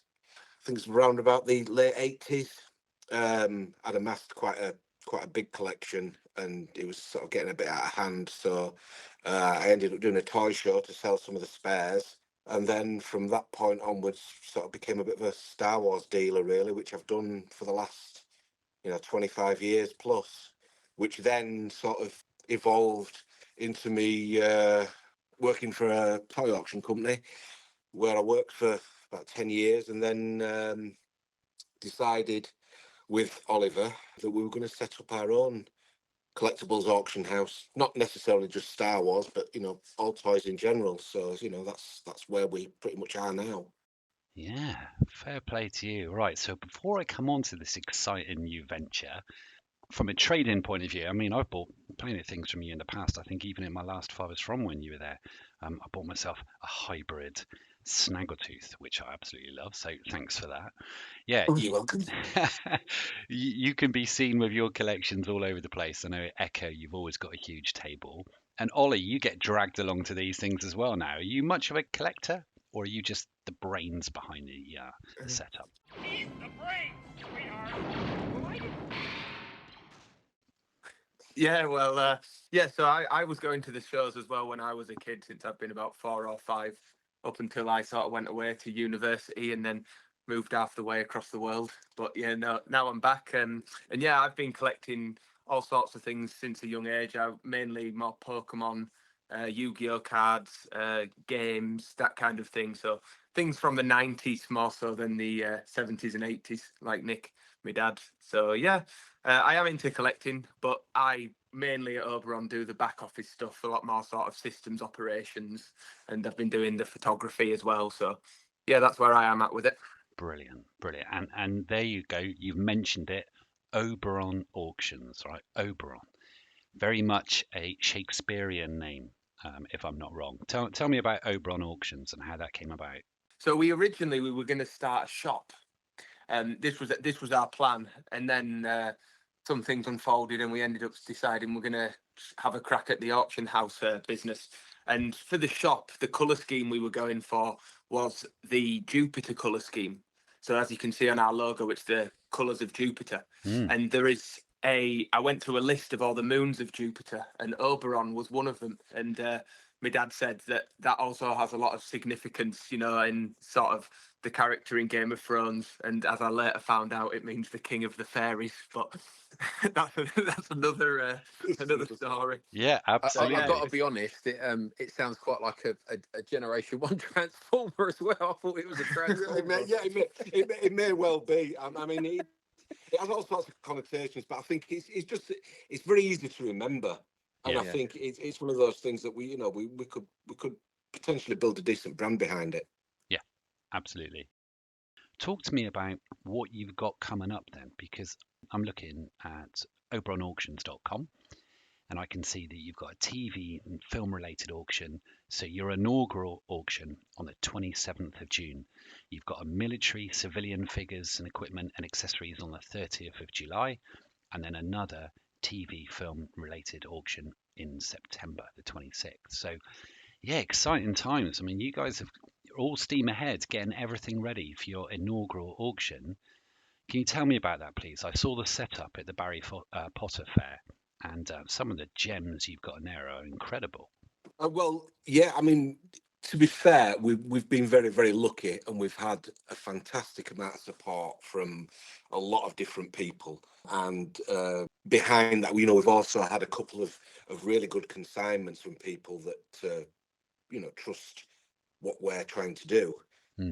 Yeah, what we wanted to do is try and get the first sale to have as much variety and cater for all sorts of different collectors and dealers, so that we can give as broad an appeal as possible. So luckily, one of the guys that's consigned with us was basically just a TV and film collector. So he didn't have a right lot of Star Wars. There was a lot of other genres all covered.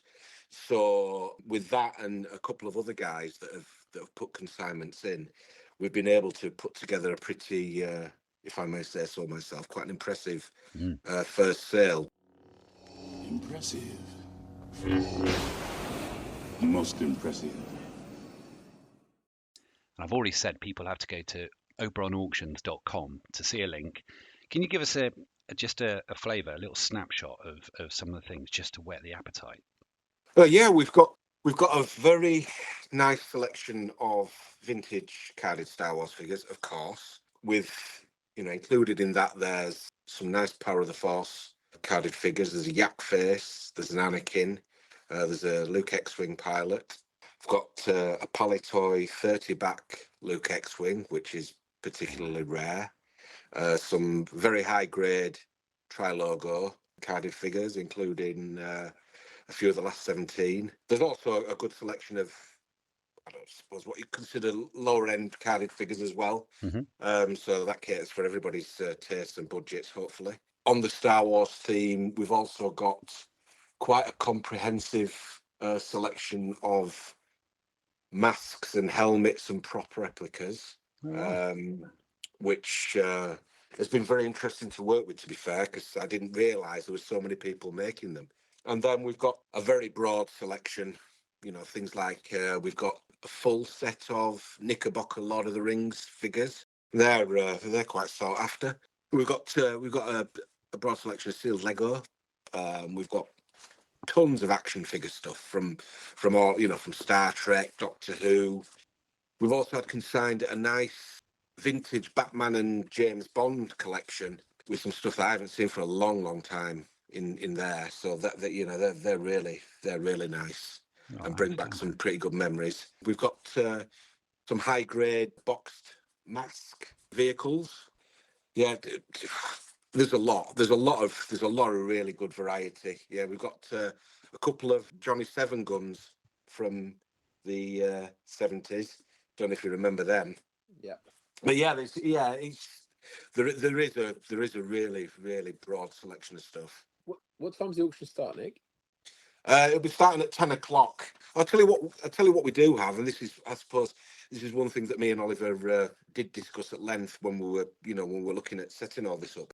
You know, trying to cater to the younger collector, which, you know, as you well know, I mean, all the guys that we know that all collect are all of a similar age. And I suppose if you want longevity out of something, then you've got to sort of cater for a younger generation. So we've managed to sort out a load of graded games, you know, retro games, but like Nintendo Switch stuff and things like that. So you know, just to give it a bit of a broader appeal. But yeah, there's also coming later on in the year and possibly at the beginning of next year, there'll be some very high-end 90s stuff. So some rare Pokemon stuff, sealed games, retro games, like we said. So the spectrum will be relatively broad. We've got stuff from the 60s all the way up to stuff that was made and graded in 2020. So there really is a huge spectrum of stuff for everybody, and that's a range of very high-end stuff all across the board to lower-end stuff all across the board. Very nice. Very nice. Now I'm just going to circle on back to a couple of those things mentioned. Power of the Force Yak Face, Power of Force Anakin. I mean, these aren't things which you very often see coming up at all, certainly in British auction houses. So yes, two very well sought after. As you said, you've got a 30 bag Luke X Wing, which I believe is a graded one as well. Yes. And yeah, loads of other tri-logos I can see here. I can also see that for those people who would want something like this, it actually looks pretty good, a lot better than I would have necessarily thought. In acrylic is a unused unsticker applied ATST Scoutwalker graded 90. And the way they've done that actually looks quite smart. So yeah, I can see play sets, boxed bits and pieces, all sorts, and stuff which, as you say, from entry level carded figures right through to some of the most sought after production figures. So yeah, some really nice stuff. Dan's mentioned the timing. You guys are up in Leeds, aren't you? Yes, we can actually see Leeds Bradford Airport from where we're operating from. So if anybody wants to fly into auctions, you can do. Okay. All the information for that is on oberonauctions.com. Yeah, as you said, you can be in person, flying if you want. You can do, looks like, some limited telephone auctions. And how else can people get involved if they want to find out what's going on or participate? And then finally, let's talk about consignments if anyone wants to take a chance on you with their items. One of the philosophies we came up with when we started this is we do want it to be for the collector and for the buyer. So it's both sides of the coin. So we want to operate in as many ways possible for people to be able to sell and bid. So we can ship items, we can collect items, we can take items in from shipping. That's all fine. We're available on Instagram. That's at Oberon Auctions, Facebook, Oberon Auctions. Like you mentioned, our website. And we also can take telephone bids, or you can ring our auction house anytime that you would like, and we're happy to answer calls. We're also available by email. That's info@oberonauctions.com. And yeah, just basically, if it's possible, we're willing to have a go and facilitate it and work with people. We've got people consigned at the moment all the way from 25 to 93. So we are definitely working through social media and through more old school techniques. Oh, brilliant. You might want to say. But yeah, the main way would be to find us on Instagram. So that's at Oberon Auctions. We're going to be very active on there, trying to really push that and work with people. So we feel that the broader reach we can get, not only the better stuff we can get in, but the better prices we can get for vendors as well. So it works both ways. Fantastic. Oh, brilliant stuff. Now, there's one thing, though, which is quite concerning, and it must concern you folk as well when it comes to dealing with this and some of the valuable assets which you're going to be dealing with. Dan, you recently had a bit of an issue, didn't you, with an auction house when they sent something in the post? Yeah, Chief Chairpan got smashed off his card, unfortunately. Right. Okay. So that's not good for you. It's not good for the auction house. What are Oberon Auctions going to do to try to prevent this from happening? Because we do see this time and time again with some of the other British auction houses. Right. Well, basically, the top and bottom of it is, unfortunately, accidents do happen, and you can't legislate for what happens once it leaves this building.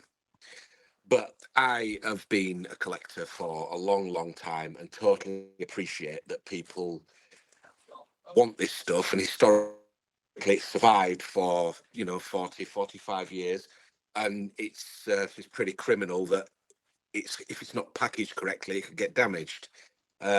So I will personally be overseeing pretty much all the packing as it's done and sent out of here, and make sure that everything's packed securely and as well as it possibly can be. I mean, I've had plenty of experience of all this because I've been doing this for a long, long time, sending parcels all over the world. Yeah. So we're going to be doing the packing ourselves, or people that are doing the packing for us will be overseen by us. So from that point of view, we will certainly try and make sure that everything is packed as well and as securely, so that once it leaves us, it arrives in the same state that we packed it in. Yeah. One thing to note on that point is all the stuff that's going through us is done by specialists, people that know the stuff very well and have dealt with it before in the past. That goes through the entire process, from the consignment process to the shipping process. So somebody that's packaging, let's say, a rare Star Wars figure, like Nick will be, he knows exactly how to handle these figures. It's not then given to a shipping team where they just throw it in a box and it becomes damaged. They know exactly what they're dealing with, how to package it, where the delicate parts of it are, how it remains valuable. So yeah, it's overseen by a specialist all the way through. Brilliant stuff. Thank you ever so much. You know what? It's exciting times for you, exciting times for collectors, knowing that there's another auction house which is just getting set up now, which has got some fantastic things around the corner. As you said, it's for collectors, but as a father and son combo, really, really wish you guys all the best and hope that this works out exactly as you envisaged. It is your destiny. Join me, and together we can rule the galaxy as father and son.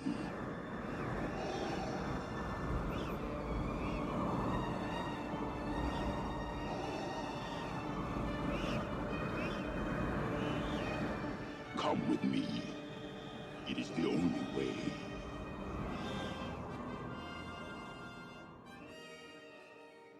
I was just gonna. I mean, did you want to mention about commissions and stuff like that? I mean, what's the buyer's commissions? Is that quite competitive compared to other places?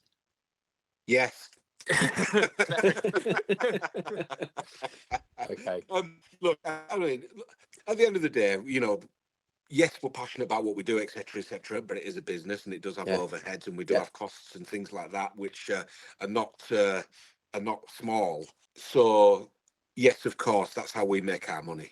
To be able to do this is through commissions. We have got set criterias, but obviously everybody is dealt with on a person-to-person basis. So, and each collection's dealt with, individually. We don't have a blanket. This is what we charge, and this is what you pay. We've got to gauge it on, how much time we think it's going to take, how much work's involved, etc., etc. We will negotiate with, with commissions for people, wherever we need to. So we haven't actually got a specific set criteria as it stands. Yeah. So really, we've got a sort of sliding scale. The minimum really would probably be, sort of 12.5% to 15%, going up to 20 to 25%, depending on the the type of collection. Yeah, this is for vendor commissions, by the way. Yeah, this is the vendor.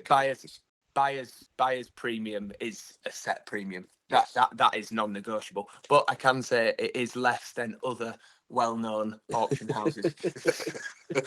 No, I love the format. I mean, I've been by, for your previous life, I've been, watching those auctions over the last few years, and we've spoken about quite a bit on the show. And the work you've done on, in your previous life was fantastic, and I look forward to buying more from you in the future. Well, yeah, you're more than welcome. Are you going to be? I mean, is there going to be video and set up for the? Will it be live auction when you auctioneer stand? When the once the sale itself starts proper, the day of the sale, we'll have full audio and full visual so that people can watch the auction unfold as it goes on. And we've got a very good and very experienced guy doing the auctioneering for us, and he puts on a bit of a show, so it makes it a little bit more interesting. You don't fancy picking a gavel up then? I think that's a little bit beyond me, to be fair. Yeah, I will note that we would recommend, especially for the most competitive commission rates, that you come down to the auction house. We want to make it a day out as well as just people buying things. Come and have a chat with your community. Come and see us, speak with us. We've got a live viewing room, so you can come and view all the items before the sale. You can sit in the auction room and watch the auction live if you so wish. But we appreciate that not everybody can come in all the way to Leeds. It might be very far for some people, so everything will be broadcasted online live, and you can watch it online. That'll be through the website again, and the sale goes live on sale day. So like you said, both options are available, and there's something for everybody there. It's accessible for absolutely anybody if they wish to bid. That's fantastic. Brilliant. I don't know, what are you looking forward to the most going at your first auction? I don't know really. I mean, it's there is some unusual items. We've got a fan made Yoda. You when it goes online, you'll see it. That's going to be in the sale, and it's interesting to say the least, and quite novel. So I mean, he's going to have a low estimate on it because, well, you'll see why. You'll see why when it goes online. When 900 years old you reach, look as good you are not. It's one of those things that it's so quirky. It's good, if that makes sense. Yeah. Even though it's probably not. But but that's one of the things that sort of. Because it's not, the expensive things sort of seem to take care of themselves. It's the quirky, novelty stuff that I've never seen before that sort of floats my boat nowadays. Nice. Oh no, it's exciting stuff. I look forward to it. Fingers crossed that everything works out well for you. Well, thanks. We really appreciate everybody's support. Brilliant. Thank you. Cheers. Cheers.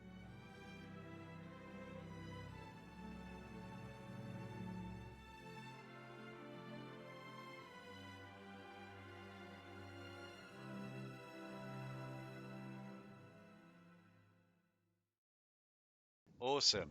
Nick Dykes, Olly Dykes, thank you ever so much. Best of luck with with your inaugural auction on June the 27th. It's going to be epic. And they are on sales room as well. Indeed. but bid through there. I'd say this with any auction. If you're bidding on any of the auctions, bid through the actual auction house if you can, because Sauron does charge additional fees on top of the fees you will be paying the auction house. So try not to bid directly through Sauron if you can. Tip of the week, tip of the show. Tip of the show, indeed. That pretty much brings us to the end of the majority of our stuff. You know, ordinarily, as I said, on those old fossils, we'd be doing our figure focus, but it's been so long. Can you remember what figures we were going to be looking at? Oh, I think there was it Hanhoff and a snowtrooper for sure. I know it was a snowtrooper. Yep. Yeah, And it was going to be a rebel commander as well. So we were going to have a definite Hoff focus. But I'm thinking it's been so long, we might need to come back with a bang. What do you think? I mean, we've not prepped anything. I'm half thinking, you know, because of that rocket fire and FET, maybe our next show should just be a FET special. Or maybe something like a Han Original and Han Carbonite. Or something like that. What do you think? Let's roll the dice. What should we go for the next figure focus? I think that might be fun. I was surprised to hear it sort of dropping in value, so that could be interesting. Sort of, or just the regular one dropping in value compared to a bit of a deeper dive into it. There's loads to go talk about, isn't there? You've got the tri-logo FET and all sorts. It's a big one. Should we do that? Should we do a FET focus? Yeah. You're gonna have to do it. If we're gonna put this out, Jez, we're gonna have to do it. I think, bearing in mind that $500,000 one just went, there's a lot which people want to get into with FET. I mean, you know, let's face it, it's a pretty awesome character. So yeah, you got that salesperson sample as well. The FET on it's the Leia Bausch on the FET card, isn't it, coming up? Yeah. Goodness me. Next one, we are going to be back with a FET special, probably. No, I was just going to come up with a date because I'm on holiday in July. Soon. It's coming soon. It's coming soon. We are going to have a FET special. Who can get involved in that? Let us know. So that's going to bring us to the end of Those Old Fossils, our vintage collecting podcast brought to you by Generation Skywalker. But it's not just vintage collecting. We've got the modern way where we do dives into all sort of post 1994 and onwards, and you know, the power of the Force. Anything from that is considered modern on the modern way. We've got commentaries, we've got read-alongs, we've got all sorts of stuff and deep dives. We've also got our dedicated We Are Generation Skywalker Facebook group for people to get involved with as well. We're also active on Instagram with Generation Skywalker, and we've got our dedicated vintage one, which is Gen_Skywalker_vintage for all you vintage crackheads. And we've got a Gen_Skywalker_modern for those people who like to have a dabble with modern collecting. So all sorts of stuff. And don't forget to check us out on generationskywalker.com and also our YouTube channel. Everyone's invited, of course. Lads, it's been brilliant. Thank you ever so much for joining us again. Mark, Lee, always brilliant to have you on board. Thank you ever so much. No, thanks for asking us, mate. I really appreciate it. Been Cheers, fun, both. Nice one. Cheers, Thank Mark. you. See you in a bit. Cheers, guys. See you later. Bye-bye. Bye. Yeah. Bye-bye. Great shot, kid. That was 1 in a million. Remember, the Force will be with you, always.